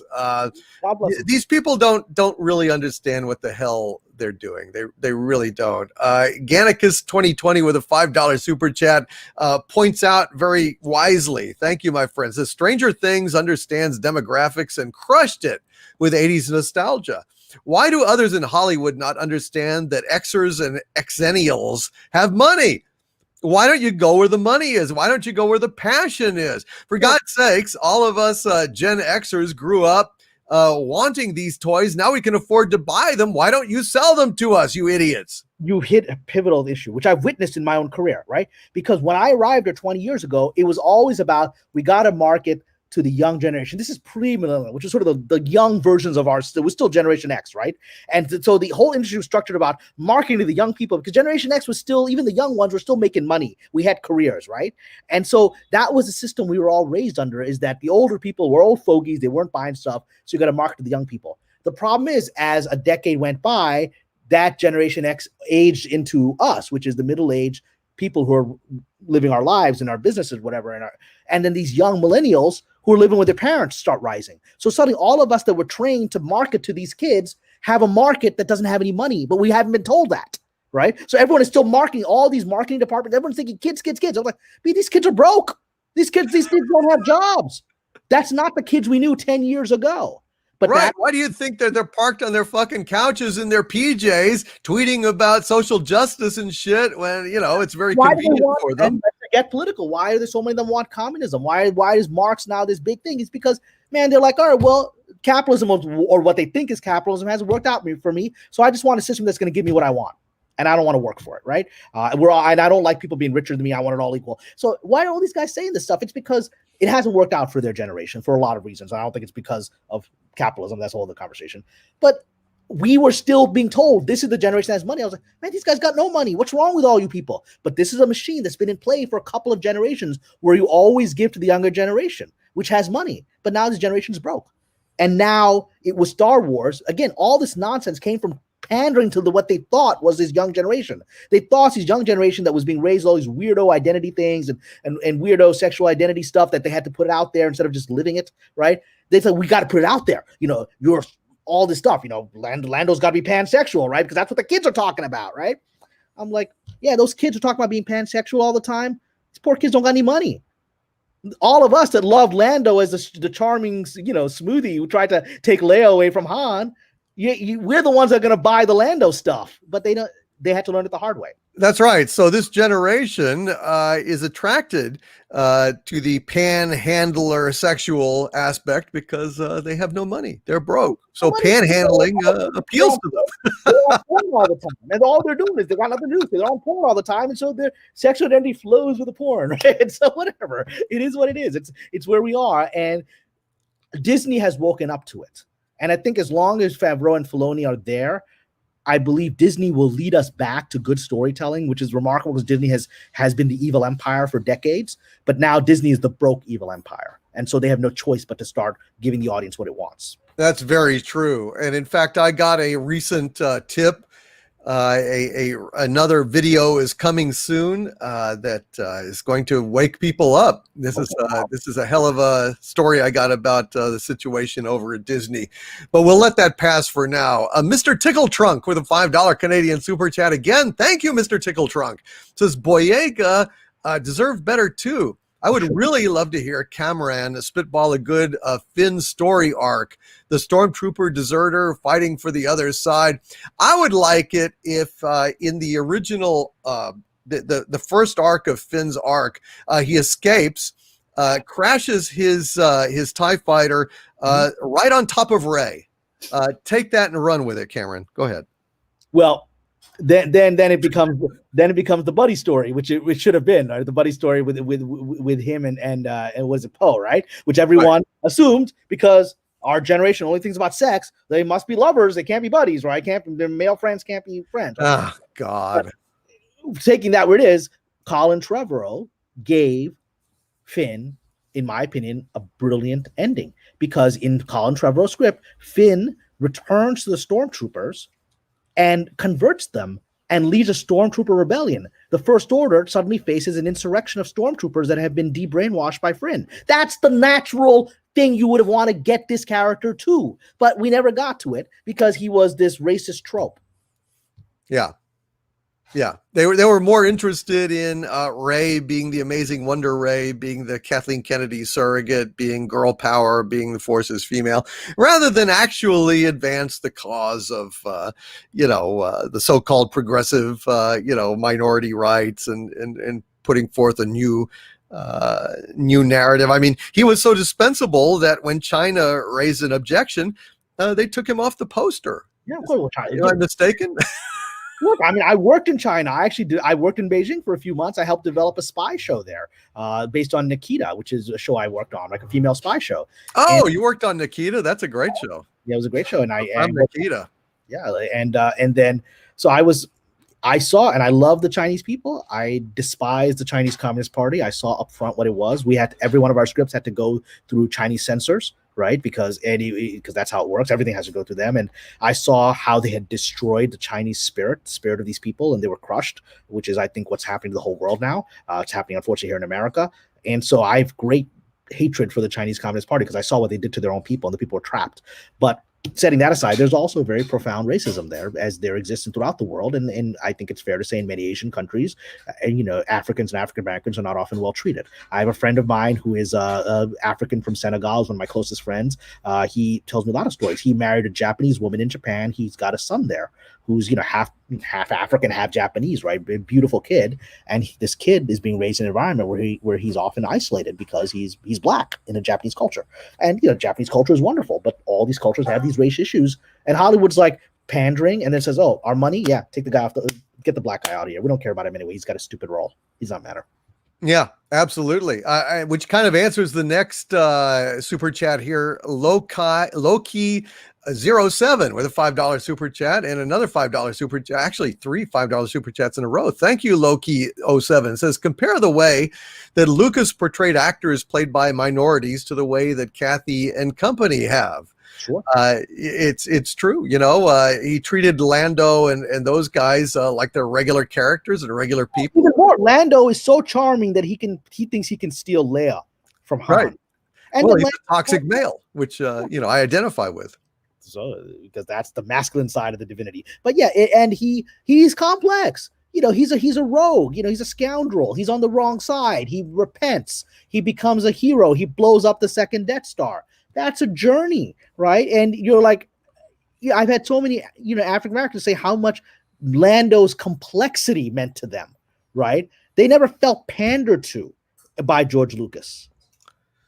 No, that's true. And low-key 07 with these other 2 instances and 2 super chats. Thank you, my friend. Says Jimmy Smits, who is of the same Latin background as Benicio del Toro, is portrayed as a king of his own planet, whereas Benicio's character is a thief. Mace Windu is a powerful Jedi master. Finn is a step-and-fetched character in space, constantly fawning for a white woman. He's a janitor. I mean, it can't be more disrespectful than that. He's a janitor. Yep. Right? Just like Gene Roddenberry in Star Trek Discovery season 3, which is pathetic. And I should say, there's nothing wrong with being a janitor. You know, I've worked working class. I have jobs. Sure. The characters, you know, I've worked in Payless shoe stores putting shoes on women. Right? I know that the people making these stories do have disrespect for the working class people. They view that as a comment. When you make a character janitor, that is a comment in their point of view. And they're doing it on purpose because they see it as beneath them. Yeah. Yeah. Well, it's like from such lowly depths, a hero arises, but it's really a hero that just goes to, you know, Canto Bight and I don't know, basically tries to tell Rey something throughout the whole last movie that he never gets to tell her. It's just why I say I love you, white woman, which is, you know, yes, basically. Well, I love her too, but that's really not the basis for a character, you know.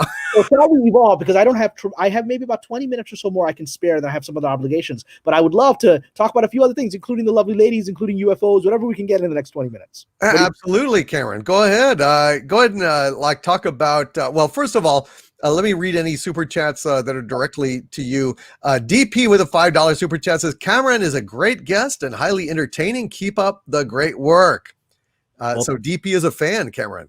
Thank you so much. TJ Rowe with a $5 super chat says, hail, my lord. Racism aside, Bruce Lee had a run-in with judo Gene LaBelle on a set. Gene was also a badass, and that was the basis for that story. That's what I'd heard. It wasn't simply, you know, racism. It actually was based on, like so much of Tarantino's stuff in that movie was based on an actual incident in Hollywood lore. Yeah, and I look, and so I saw some of the chats, and of course Bruce Lee wasn't invincible, and there's a mythology around him, right? I know that. But when you have a character that's so revered, it just wasn't the story to tell. I think the first time you have him resurrected, even by playing another actor in such a prominent movie, I didn't think that was the story to tell of that character. And I thought the whole character, setting that whole fight aside, the whole character was this preening guy who's showing off to the cast, and it's maybe Bruce was like that, but I don't think that's the respectful way to show him in a movie like that. I don't think it was necessary. I agree.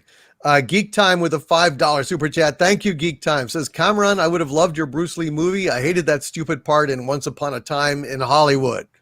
So you've got a vote of confidence here on your take on that matter, because I think it's a good one. It is what it is. Like I said, you know, I can't believe, even as the words are coming out, I'm like, I'm telling the head of a studio that he's a racist. This ain't going to end well. No, not at all. Ancaris with a $10 Australian super chat. Thank you. Ancaris says, Pasha. You know, the only way to survive in Hollywood is yes, sir, no, sir, 3 bags full, sir. Shut up, keep your ideas to yourself and just produce product. Correct. Ancaris is worked with Peter Jackson on Lord of the Rings. He's a wonderful matte painter and concept artist, just to pull you in. Well, then your work, you know, was visionary, because obviously it was designed so much of what happened in that trilogy, which I still think remains one of the greatest trilogies ever filmed. And they're only going to mess it up now as you try to go back into that world, whatever. Yeah, absolutely. And Gannicus 2020 with a $5 super chat. Thank you, my friend. Says, loved hearing Kamran's mystical thoughts on Star Wars. In my opinion, Star Wars is laden with Gnostic and Hermetic elements. Nice to hear you see what I see. Yeah, you know, when we talk about the Force, you know, life creates it, makes it grow. Luminous beings are we, not this crude matter. It surrounds us, it penetrates us, it binds the galaxy together. Well, there's still duality in that, Kamran, but it is a pretty good cinematic equivalent of the truth as expressed in mysticism. And that's why I actually think that Star Wars succeeded. It's not just because it had revolutionary special effects, right? It's because it tapped into a collective unconscious. It tapped into mystical reality. You know, it would, especially in the 70s when people were just coming out of the Watergate and all this stuff, and we were stuck in a morass of materialism. To have magic again and mysticism, it resurrected our hearts and our souls, and that's why it's special. And that's why Star Wars works. It's because of the Force. The Force be with you was the sentence that stayed for now 2 generations, right? For a reason. That's what we identified it. It's about the Force. Yeah. And it spoke to a lot of people, it really did. It had a resonance. The truth resonates. That's, I think, one of the reasons why The Matrix was so brilliant. Other than being greatly entertaining, there's something about, the Akashic record, that repository of knowledge that exists as indestructible information that theoretically you could access because it's really universally available if you were able to tap it. When Neo needs to know how to fly a helicopter, he just asks it to be downloaded and it's there. Sure. But and the Matrix, I agree with you absolutely. The Matrix represents a deeper understanding, a mystical understanding of the idea of Maya, which you have in the Hindu and the Buddhist traditions, of the illusion of life, right? And we Sufis talk about it, the ghaib, right, the hidden world, that we're living in this illusion of what we can see, whereas there's a hidden world all around us. That's the basis of reality. And the Matrix tapped into that. There's a reason, again, the Matrix worked because it focused on mysticism. The next 2 movies weren't as successful because they weren't really about mysticism. They weren't. And they were action movies, and they became progressively action movies. By the 3rd movie, you're barely in the Matrix, right? You spend all of your time in the caves shooting up robots. I mean, I've seen that movie 1,000 times. Why would I want to see that here? And so that's why the Matrix works. And now you're seeing more and more scientists and quantum physicists and even Elon Musk talking about maybe all this is a simulation, right? Because they're tapping back into what the mystics have said, that this isn't real. This is a simulation. It may not be a technological simulation created by computers, but it's certainly a mystical simulation. Yeah, absolutely. I mean, we've talked a little bit about mysticism. We've talked about synchronicities in life being kind of the UFOs, because I want to be able to share the UFO story, right? Can I share? Go ahead, talk about UFOs. Yeah, because let me share, because I wouldn't Exozone. I saw that. So yes, so as those of you, I saw my own UFO encounter 2 years ago in the Atacama Desert. I was there to watch the eclipse in Chile with a group of with a sort of tour group. We were out in the desert, in the Atacama Desert, which actually has one of the highest recorded things of UFOs in the world. In fact, as we're traveling, like local villages, sort of Native American, there are not a lot of Native American in Chile, but there's some. They had like a Native American village, and we stopped by there, and they were selling trinkets in this little village in the desert, and the trinkets were all UFO, alien, like little green men, little grays, whatever, because that's how common it is to see those things. And I hadn't actually expected to see anything like that. I actually had a conversation with somebody during the eclipse day. I was like, man, it'd be great to see a UFO out here. And maybe they heard me because I then went on to see one. So after the eclipse was over, and that was a remarkable experience, we hung out in the desert for another hour or so before the sun set, and then everyone gets back in the bus to go back to our hotel in the city, right? So as everyone is getting on the bus, I'm just standing outside with about 3 people. One of them was a pilot who was a private a pilot who flew planes. And we're standing, and we look up, and there's this incredibly bright red light that just appears in the sky about 100 feet above us, and no sound whatsoever. I mean, absolutely silent, and it's hovering there.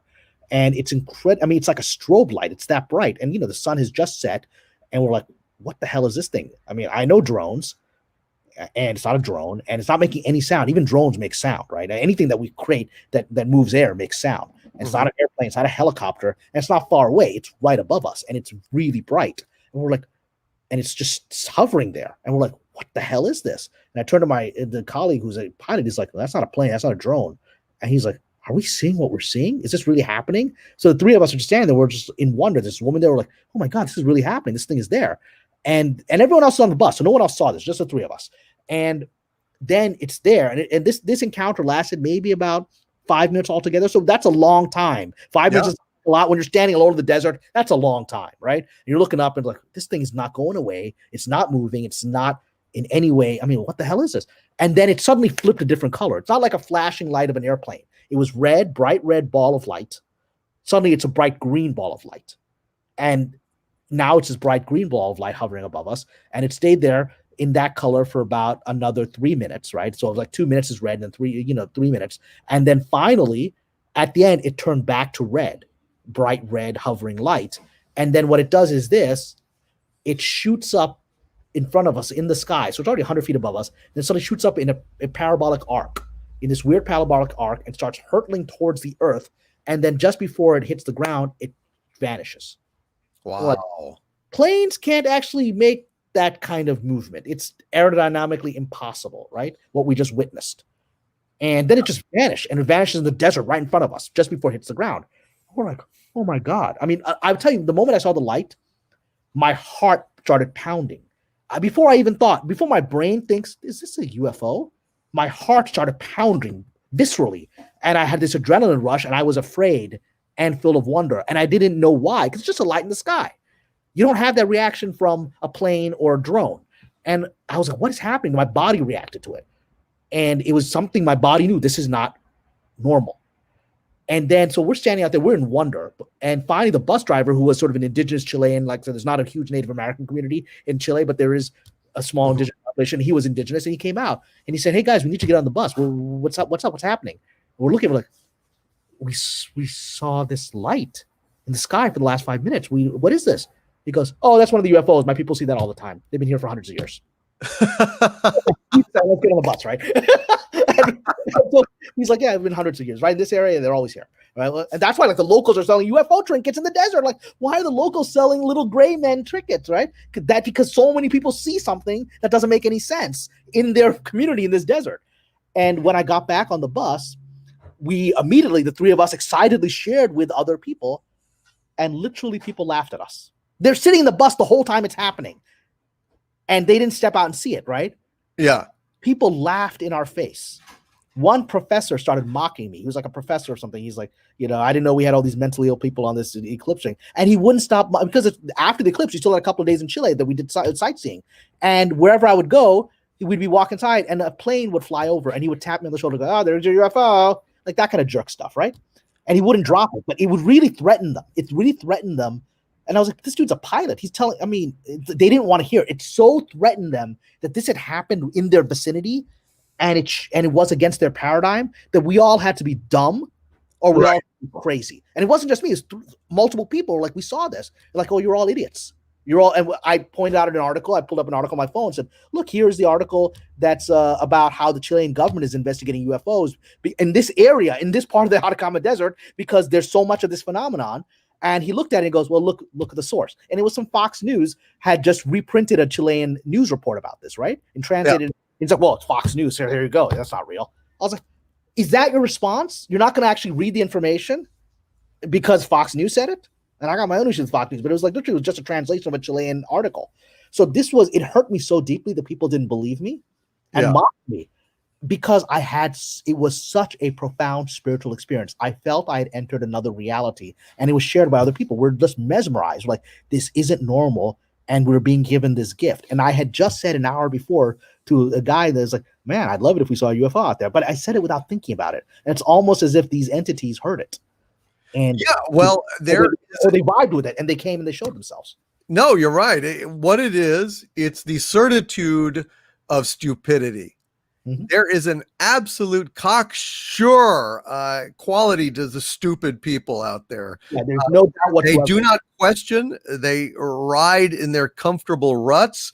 They are absolutely immune to even the facts of looking out the fucking window and seeing for themselves what is right in front of their faces. There is literally a kind of a arrogant certitude to the terminally dim that is absolutely discouraging.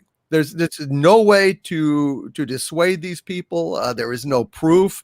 They lack imagination. They lack observation. Their minds are closed. There's nothing you can do with people like that. You could have shown them the video. If you'd have gotten a video of it, you could have said, well, this is what we saw. And they would just say, it was swamp gas. It was Venus, whatever.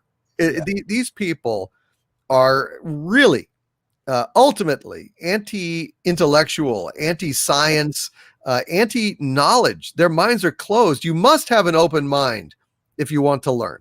And they're disconnected from reality because life is this constant journey. We don't know anything. A real scientist will say we don't know anything. We're always learning, right? And there's levels of reality that we haven't explored yet, just because we don't have the instrumentation to explore them. And so it was interesting because my phone we were in the desert. My phone had lost power. And there was no place to recharge it. And so just before this happened, so I didn't have visual proof, and I wasn't meant to. I was just meant to experience that personally and share it with others and see their reaction. Yeah, it makes me sick. I really cannot stand that. I actually, my Zen today, Kamran, was disturbed. My center was disturbed, and I'm ashamed to admit this, by a little debate on Twitter of something that is beyond debate, which is the fact that Deckard is a replicant. Deckard's a replicant. Well, I mean, I was at a Directors Guild screening of that a couple of years ago, like the 40th year screening, and Ridley Scott spoke, and Ridley Scott said, "Deckard is a replicant." Yes, of course he is. In front of me. Every bit of evidence points to Deckard being a replicant. And there are otherwise intelligent people that are still saying, well, the debate's open. The debate is not open. And the point of the movie is that. That's the irony of the movie. It's the sixth sense of the movie, is that this guy is being he's doing the dirty work to kill his own people. And he does. And there's a reason that a replicant doesn't let him die, because he wants to convey to him these truths, right? But Ridley Scott said, he's like, look, I even put because the replicants have their eyes glow in a certain light. And he said, I put that in there in Harrison Ford's eyes in that scene because I wanted you to understand he's a replicant. Ridley Scott said this. He said, why don't people get this? I did it that way so you could see it. I know. And every argument that was being raised, for example, I won't say who. I don't want to shame anybody. I'm not trying to insult anybody, but I mean, God damn it. Look, they said, well, but Deckard, all the replicants have specialized, powers and abilities to suit their tasks. They're manufactured for specific tasks. Deckard doesn't have any. And I said, well, what special abilities does Rachel have? I mean, they're deep cover replicants, probably an experiment to see how long a replicant that doesn't know it's a replicant can exist in a human society with false memories. Will the false memories hold up? It's an experiment, for God's sakes. And Cameron, it's even explicitly written. They're talking about, but Hampton Fancher says no. Well, God damn it! In the 1981 draft by Fancher and Peoples, it ends with a monologue of Deckard talking about how he's a replicant. He and Roy Batty and Rachel are all brothers, and as Gaff is chasing him through the city, trying to kill him. It's even in the draft, for God's sakes, and it's just. But they keep ignoring it because they want Deckard to be human. But for some reason, it appeals to them more to have Deckard human as opposed to the immense, layers of meaning and nuance if he's not. It's like watching The Sixth Sense and like, well, no, he's not dead the whole movie. I was like, well that takes away the point of the movie. Whatever. Again, it's people that don't want that level of self-questioning about what is reality and what is the nature of reality. I mean, I'll give you an example. It goes back to mysticism, right? When I was in college, we were studying in a class on sort of world religions. We actually got an Islamic text from the 9th century that talked about how reality is constantly shifting in and out because God is, like I said, God's names. God is always the creator and he's always the destroyer. So reality is actually phasing in and out instantaneously. God creates us, destroys us, recreates us. So we're all like living a film reel where each instant is actually a new creation. It's not actually a continuous thing. And now we know that from the Heisenberg uncertainty principle, quantum physics, is that electrons disappear and reappear. So we are being recreated instantaneously at every instant, right? So that's what we now know to be true. But so this 9th century mystical text says this. And in my college class, people got upset when they read this. They didn't get upset that it was Islamic. They didn't care about it. They just, the idea of it angered people. They began to, I was like, why are you arguing with a 9th century text? If people were getting like red-faced and saying, what a bullshit way of looking at the universe. I'm not fading in and out of reality. I'm consistent. It's like, why is this hitting you so much? And it's like their sense of reality, it hit too close to home. That maybe we're not physically real. It's an illusion, right? And that was and that they turned red-faced in anger and about this 9th century text. And I had never seen that reaction because it was too close to home. It is. We are processes. We believe that we and the people around us are static events that are, static realities that have a certain concrete existence. But I ask you, what about a candle flame? When you look at a candle flame, you may say, this is the flame of the candle. And it looks like a little teardrop of flame. But in actual fact, from instant to instant, that is an entirely different thing being manifested. It retains its shape, but it is a fluid process, and the energy that is comprising that teardrop shape is in constant flux. And if you look at it, you look away, you look at it again, it's different each time that you've looked at it because it's a illusion that flame is. There's never any moment it is in one state. It's just like a river. There's never any moment the river is in one state. Right. There is no moment. It's like the uncertainty principle. We just see the velocity. There's no point that we can recognize the river is. It's just always moving. It's a persistent pattern that we look at as static, but in fact, it is dynamic and constantly changing. In fact, all of us are constantly changing because our cells are being renewed. Yeah. And we're not the same people, in a few years that we were at the start of the process. So there you go. I got a few more super chats for you before you go. Comments about the beauty of women because I want to say them before I take off. Okay.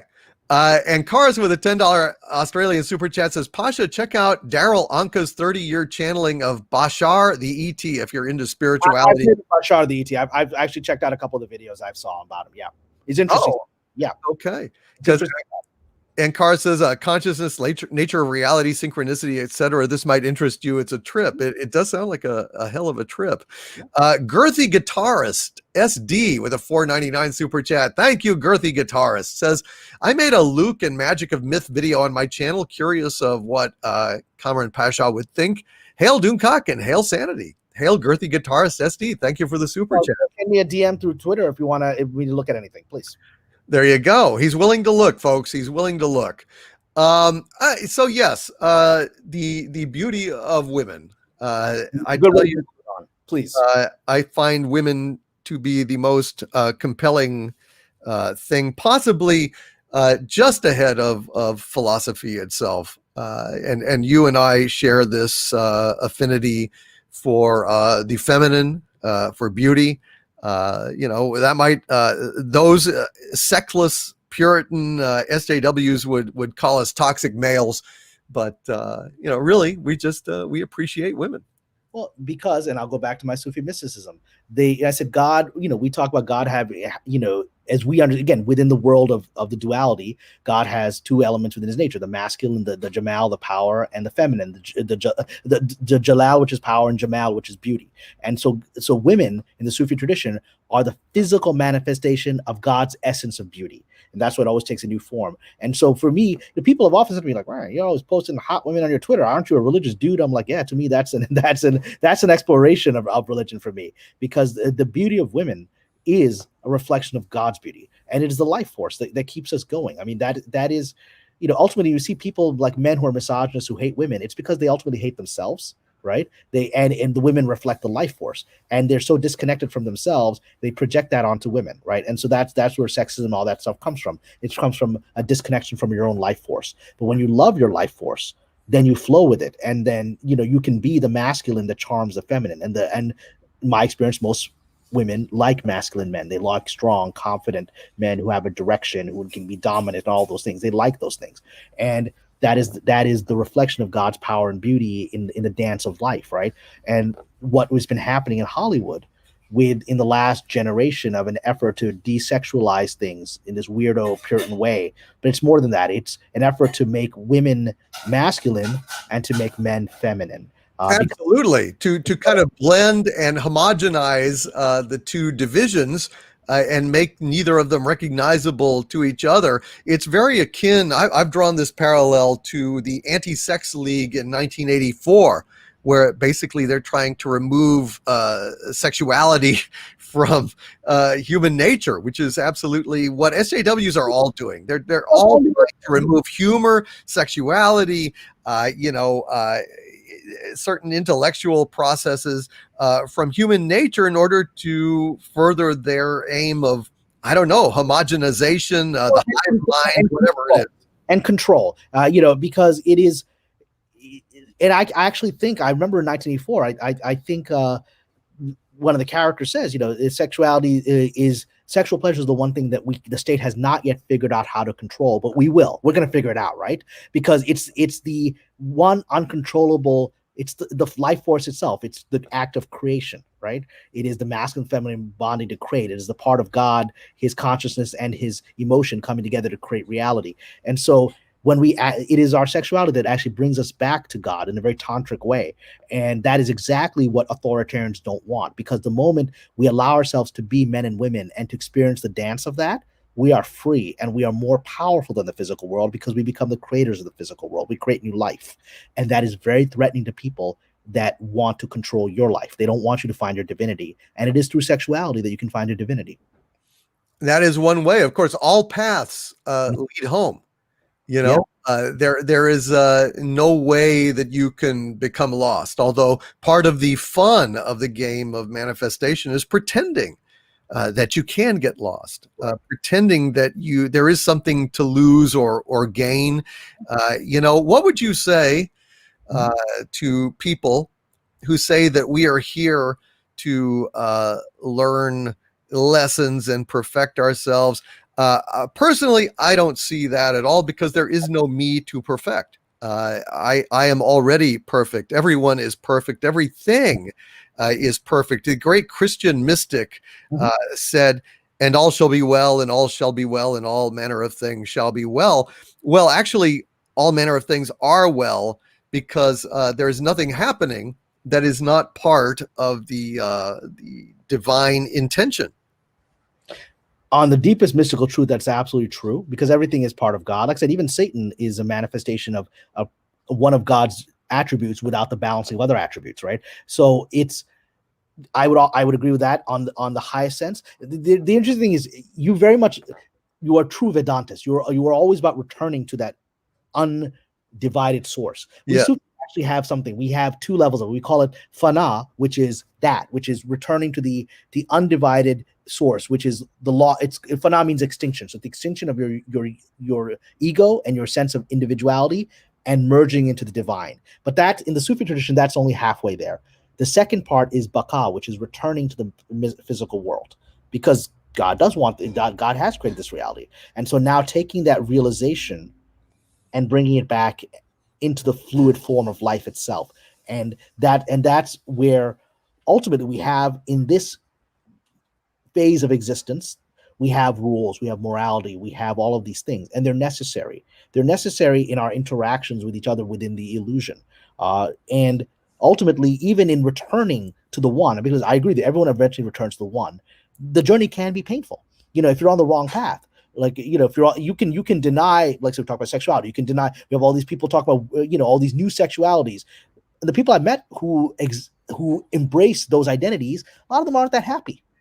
I mean, they seem more interested in talking about their sexuality than actually living it and being that person, right? So it's almost like trying to fill a gap. And so every path eventually leads to God. Some paths are more painful. The Sith path eventually leads you back to the Force. It can just have a lot of pain on the journey, right? And so God shows you these paths that are less painful paths, but you can choose the path up back to the mountain. You might not enjoy the one. You'll eventually get there.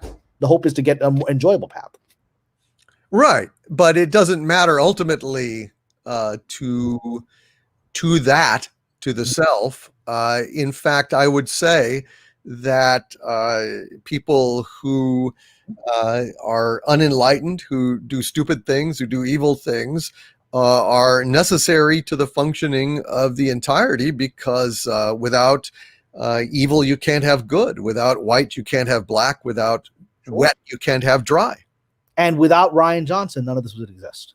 Ryan Johnson, but I still hate him because that's my dharma. Like Arjuna. Arjuna on the field of he brought all of us together. You and I are talking because of Ryan Johnson. We wouldn't have known each other. No, you and I are talking because of Alex Kurtzman, because of STD, because that's why I started my channel. But still, that's how I got into this world, was through Mr. Johnson. So all the people we hate brought us together. Well, they serve as catalysts, and just like the Sith serve as catalysts, they're not aware catalysts. They don't know what they're doing, but they are the divine acting through them. Yes. Well, it's all part of the show. Yeah. And that's why we should really strive to, as Jesus said, love your enemies, because your enemy is you. My Sufi master once said this to me, one of Sufi teachers. He said, Kamran, you have a lot of vengeance inside of you. He said, you need to learn to forgive your enemies because they've done you a favor. Your enemy is your best friend. They find your weakness and they show it to you so that you can then become stronger. And so they have done you a favor, he said to me. And I said to him, Sheikh, which is what we say, respected elder, Sheikh, I said, you're right. My enemy has done me a favor. And when I'm in a position of power over him, I will return the favor. I'll balance skills, and I'll teach him the lessons he needs to keep growing. That's right. I'm teaching Alex Kurtzman the very important lesson about destroying our culture and all these cultural vandals. I'm schooling them in their error of their ways, by God. Well, if it hadn't been for people like you, we wouldn't have gotten Star Wars back on track. So, otherwise all of us would be lost and trapped in a world where no one's listening to us. And it was you and Jeremy and a bunch of other people that were catalysts that were allowed Jon Favreau to do what needed to be done. Without you, it wouldn't have been possible. Well, thank you, sir. I'm very flattered on that. It appeals to my sad, individual, illusory ego. Enjoy it. There's no reason to renounce it. Enjoy it. Have fun with it. Absolutely. There is no need to renounce anything. Ultimately, what I have learned in my studies of Taoism and Zen is, you loop around and you start out confused and dismayed, and then you find Zen and Taoism, and you start reading about it, and you get the stink of Zen about you, thinking that, hey, now I can meditate and I can clear my mind and I can rise above these passions and so on. But of course, I can sublimate my ego that way. But of course, at that point, you're desiring to sublimate the very ego that desires. So then you realize that you've fallen into a trap, and you're about at 6 o'clock, and then you go around the clock.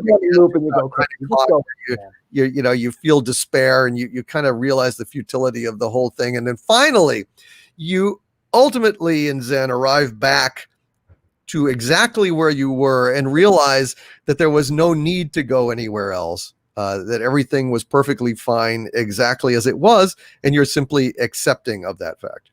With the Wizard of Oz, you were home the whole time. Yes.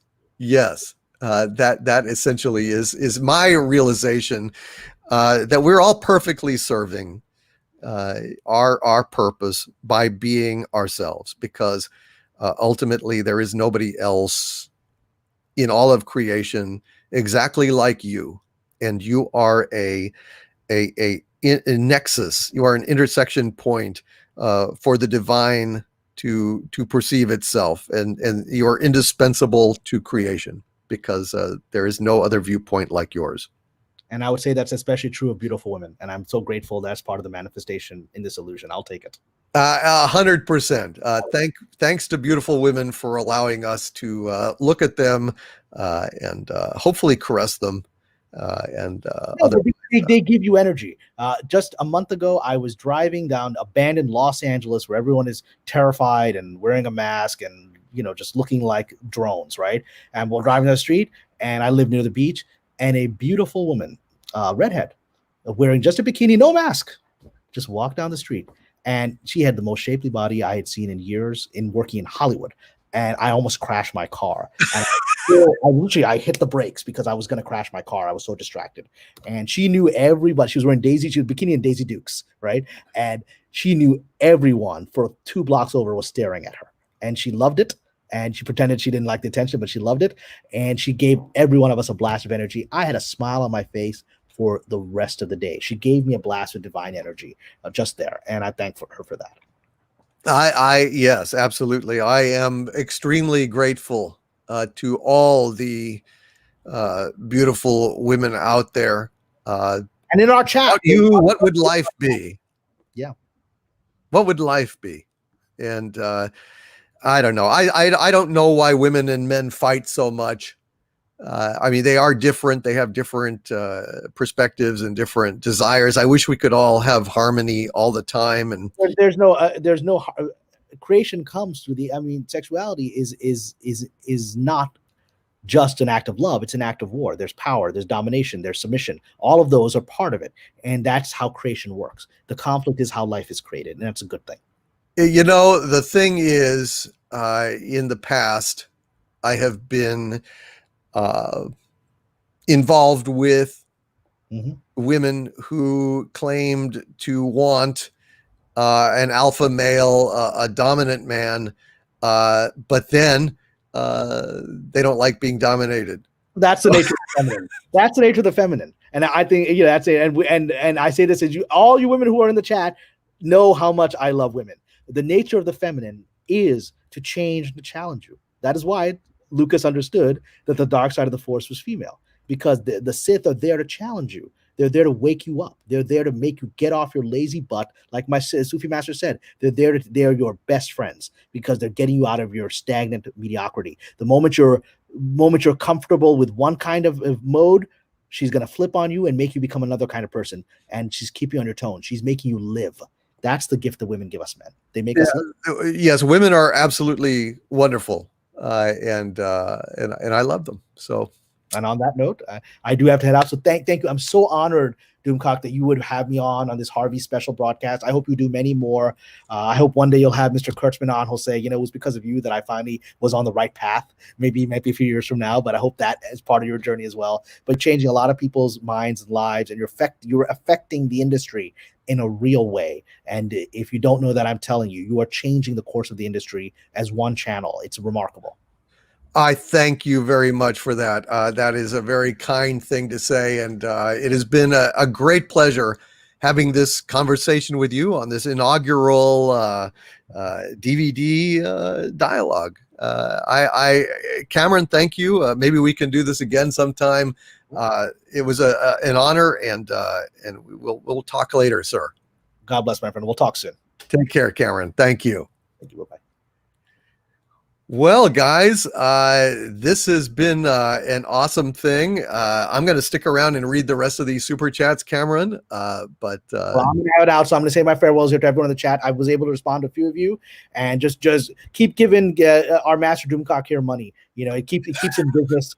Keep sending super chats. One of the days I'm gonna have to figure out how to do one of these things. I never get $1 out of these super chats. So what's that? Whatever. It's all good. I'm gonna figure it out. God bless all of you, and we'll talk soon. Take care. Hail, Kamran. Thank you, brother. All right, you guys. Well, it's 2:45. There's no one in the place except you and me. Because I got a few super chats left to read, so I'm gonna go ahead and read these. And what did y'all think? Did y'all think that this was an interesting show? Did you enjoy this far-ranging and sometimes chaotic reflection on life, the universe, and everything? That's what I'm thinking that these DVD dialogues will be. Invite interesting people on that I have wanted to talk to. Helen Karis in the chat here is one of these interesting folks I would love to have on. So many interesting folks out there to just go ahead and chat away with and not be necessarily constrained solely within the bounds of pop culture, but be able to talk a whole bunch about a bunch of different things. If y'all enjoyed this, let me know. We forgot to get Harvey in. Boy, the time just flew by. What the hell? The time, how long have we been on? It's been 2 hours and 40 minutes. It feels like nothing. Jesus. I do a couple hours like this and don't even notice. The time flew by, man. I didn't even get to talk to him about. I didn't get to have Harvey chat with him. Geez, it just flew by. Well, what can we do? Yeah, I'd love to have David Icke on. You know, shit. I'd love to have Joe Rogan on. I'd love to have certain show business people on. But of course, there is a certain stigma with being the future ruler of Earth, Doomcock. But it was fun, and just kind of go where the conversation leads and just have an intimate talk here. I thought it was a lot of fun. So please do subscribe to this channel, folks. And I'm going to go ahead and well, why not? We'll go ahead and do, memberships, channel memberships for the Harvey Zone as well. Do a whole bunch of different emojis and I don't know, come up with some kind of weird little benefits for folks here. We'll see how it goes. Let Harvey do the interview next time, says Absinthe Minded. Well, we might do that. Getting Shatner on. I'd love to have Shatner on. I would love to have Shatner on. But we'll see. So let's read some more of these super chats, folks, shall we? Digi Akuma with a $5 super chat. Hail Digi Akuma. Says jaw drops. Oh man, they literally did that in Batwoman season 2. What would Chris Farley have thought if he were alive? I live in a van down by the river, and I'm Batwoman. Batwoman suit falls out of the sky. She picks up the Batwoman suit, says, it fits, puts it on. She's good to go. She's Batwoman. Yes, members only Harvey stream. Absolutely miracle draw. That is possible. That is absolutely possible. I think we could do that. Have the amazing Lucas. Well, maybe. That would be awesome. Yes, Harvey is never far from the Harvey Zone. It's the Harvey Zone, ladies and gentlemen. Harvey Cthulhu is here. Harvey Cthulhu is here. Would you like to read a super chat or two, Harvey? I would be delighted. So Alien Matters with a $5 super chat. Hail to you, Alien Matters. Who says, on production, it's hard to know what's going on in the script. You could shoot 25 minutes of film time for 15 hours. It's hard to understand the story on set. Well, yeah, that's very, very true. Alien Matters, it's hard to have perspective a lot of time. And being an actor means really having to project yourself into a scene that's shot out of order, on the turn of a dime. Who the hell knows? It's important.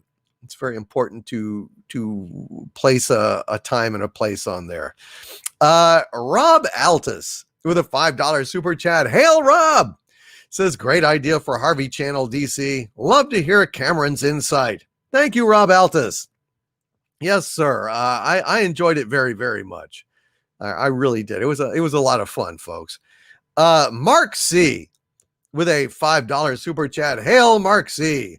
Says, capitalism hasn't worked for millennials because they were given trophies for participating. They've never had to work for their rewards. No, they have not. They have not, Mark C.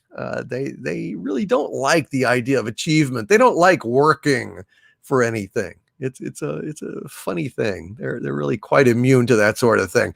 Oh, Mr. Brown with a scoop in the chat. Mr. Brown, by the way, does all the backgrounds for my channel, and Friday Night Frolics is tomorrow, by the way. And Mr. Brown says, James Bond, No Time to Release, delayed until October 2021. News just in. Good. I hope they never release it, because what I understand is really pissed me off. It's going to be awful. It's going to make me furious. And it's going to increase my division of duality. So I need to try and not let that disrupt my mental peace. It's messed up. I don't want to do it. They're gonna make her 007. They're gonna make a woman 007 and retire James Bond. That's what I've heard. And I've tried not to respond to it before now, but holy shit, I really think they're gonna pull this shit, and it's making me angry. It's making me angry. Let's see. Matthew Sturgis with a $19.99 super chat. Thank you, Matthew Sturgis, who says a Doomcock live stream with Kamran Pasha, beyond groovy. I have both of Cameron's books and am psyched to read them. Keep on being awesome, my dudes. Hail, party on, Matthew Sturgis. Good to see you. I'm glad y'all enjoyed this. I enjoyed, but God, it went in the blink of an eye. I didn't get to talk about nearly all the things I wanted to talk about. But shit, this is almost as long as a Joe Rogan podcast. Jeez, it just flies by, man. It just flies. Where'd it go? I don't know. Well, Gannicus 2020, thank you for all the super chats, brother. Mark C, you are quite correct about millennials and capitalism. Their little participation trophies are really antithetical to achievement, aren't they?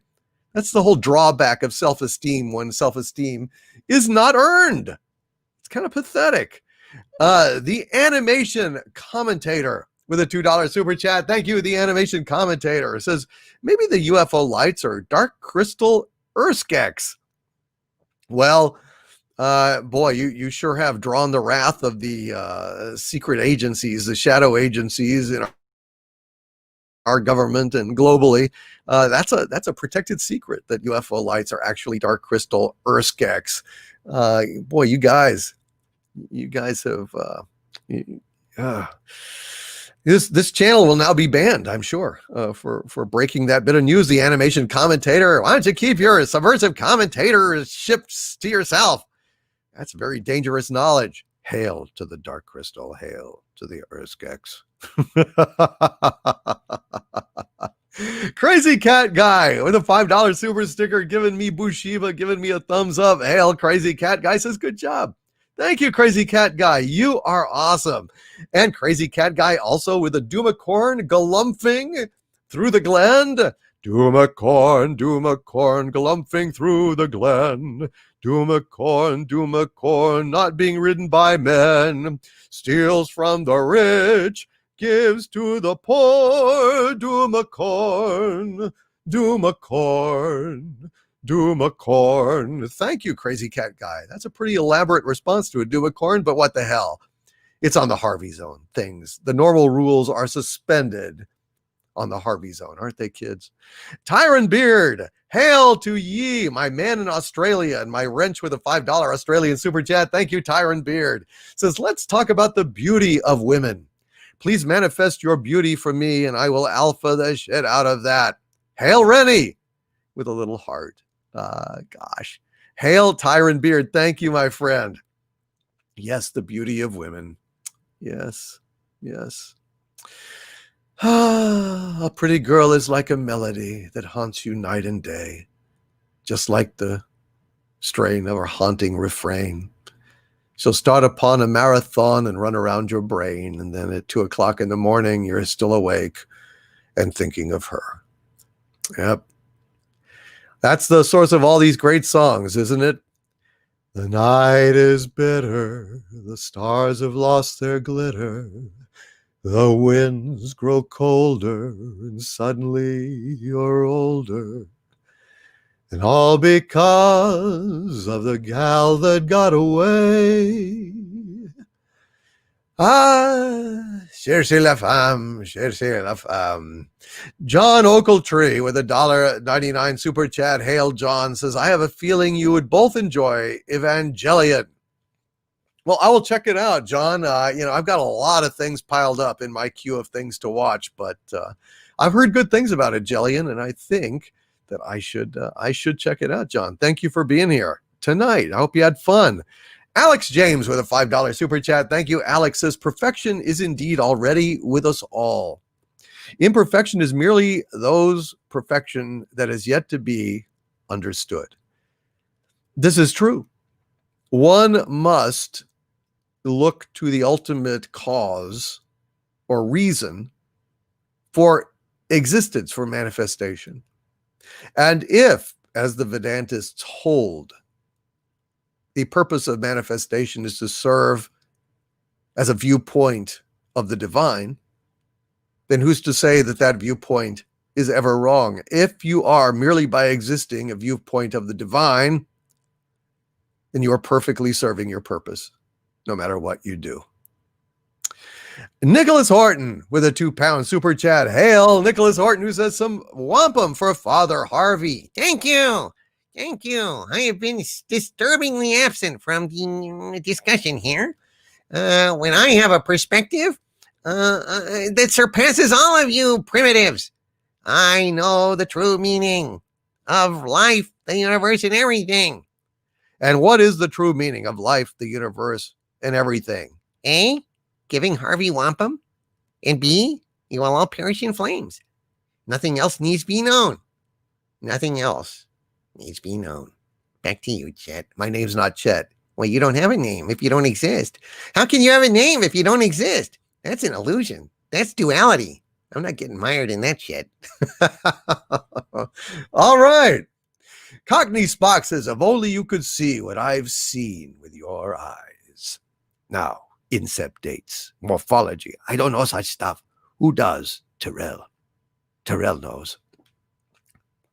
Ellen Terrell. Not an easy man to see. Blade Runner is on my mind, damn it. Blade Runner is on my mind, but we may have a Harvey Zone DVD dialogue with a couple of the people who run one of the premier Blade Runner sites in the world talking about Blade Runner. That may be next up. Maybe next week. Maybe not today and maybe not tomorrow, but soon and for the rest of your life. Canadian Spider-Man with a $2 Canadian super chat. Hail, Canadian Spider-Man says, love to see you in Raquel Briggs or Clobbering Times. Yeah, it would be fun to have Raquel Briggs on. She's a big Star Trek fan. Clobbering Times as well. Those are two wonderful people. Would love to do that. Max Relax with a €5 super chat. Thank you, Max Relax, who says, thanks for caring about your denizens, my lord. I absolutely do. You guys are more important than I can say. I love you all, and I'm just delighted that you were able to join us here on this afternoon at the Harvey Zone. I wish we'd have had a little bit bigger audience, but to hell with it. This was something that I wanted to do out of passion, and I hope you guys had a great time. All right, guys. Well, I think I'm going to wrap this up now, but I hope you guys will join me for Friday Night Frolics tomorrow night, probably around 7:30 in the evening Central, and we will be having the usual mix of shtick, pop culture news, songs, and dance. Hail to you all. God bless you all. And from the center of the earth, this is Dictor Van Doomcock and Harvey Cthulhu on the first episode of DVD Dialogues, wishing you all, my friends, a wonderful rest of the week. Stay safe and stay angry. And yes, Jimmy Soul, I would love to have Gina Carano on the show. We would have a lot of fun. But I'm not going to, beg or anything like that. All right, you guys. See you next time. Hopefully tomorrow. Good night, you guys. Good night.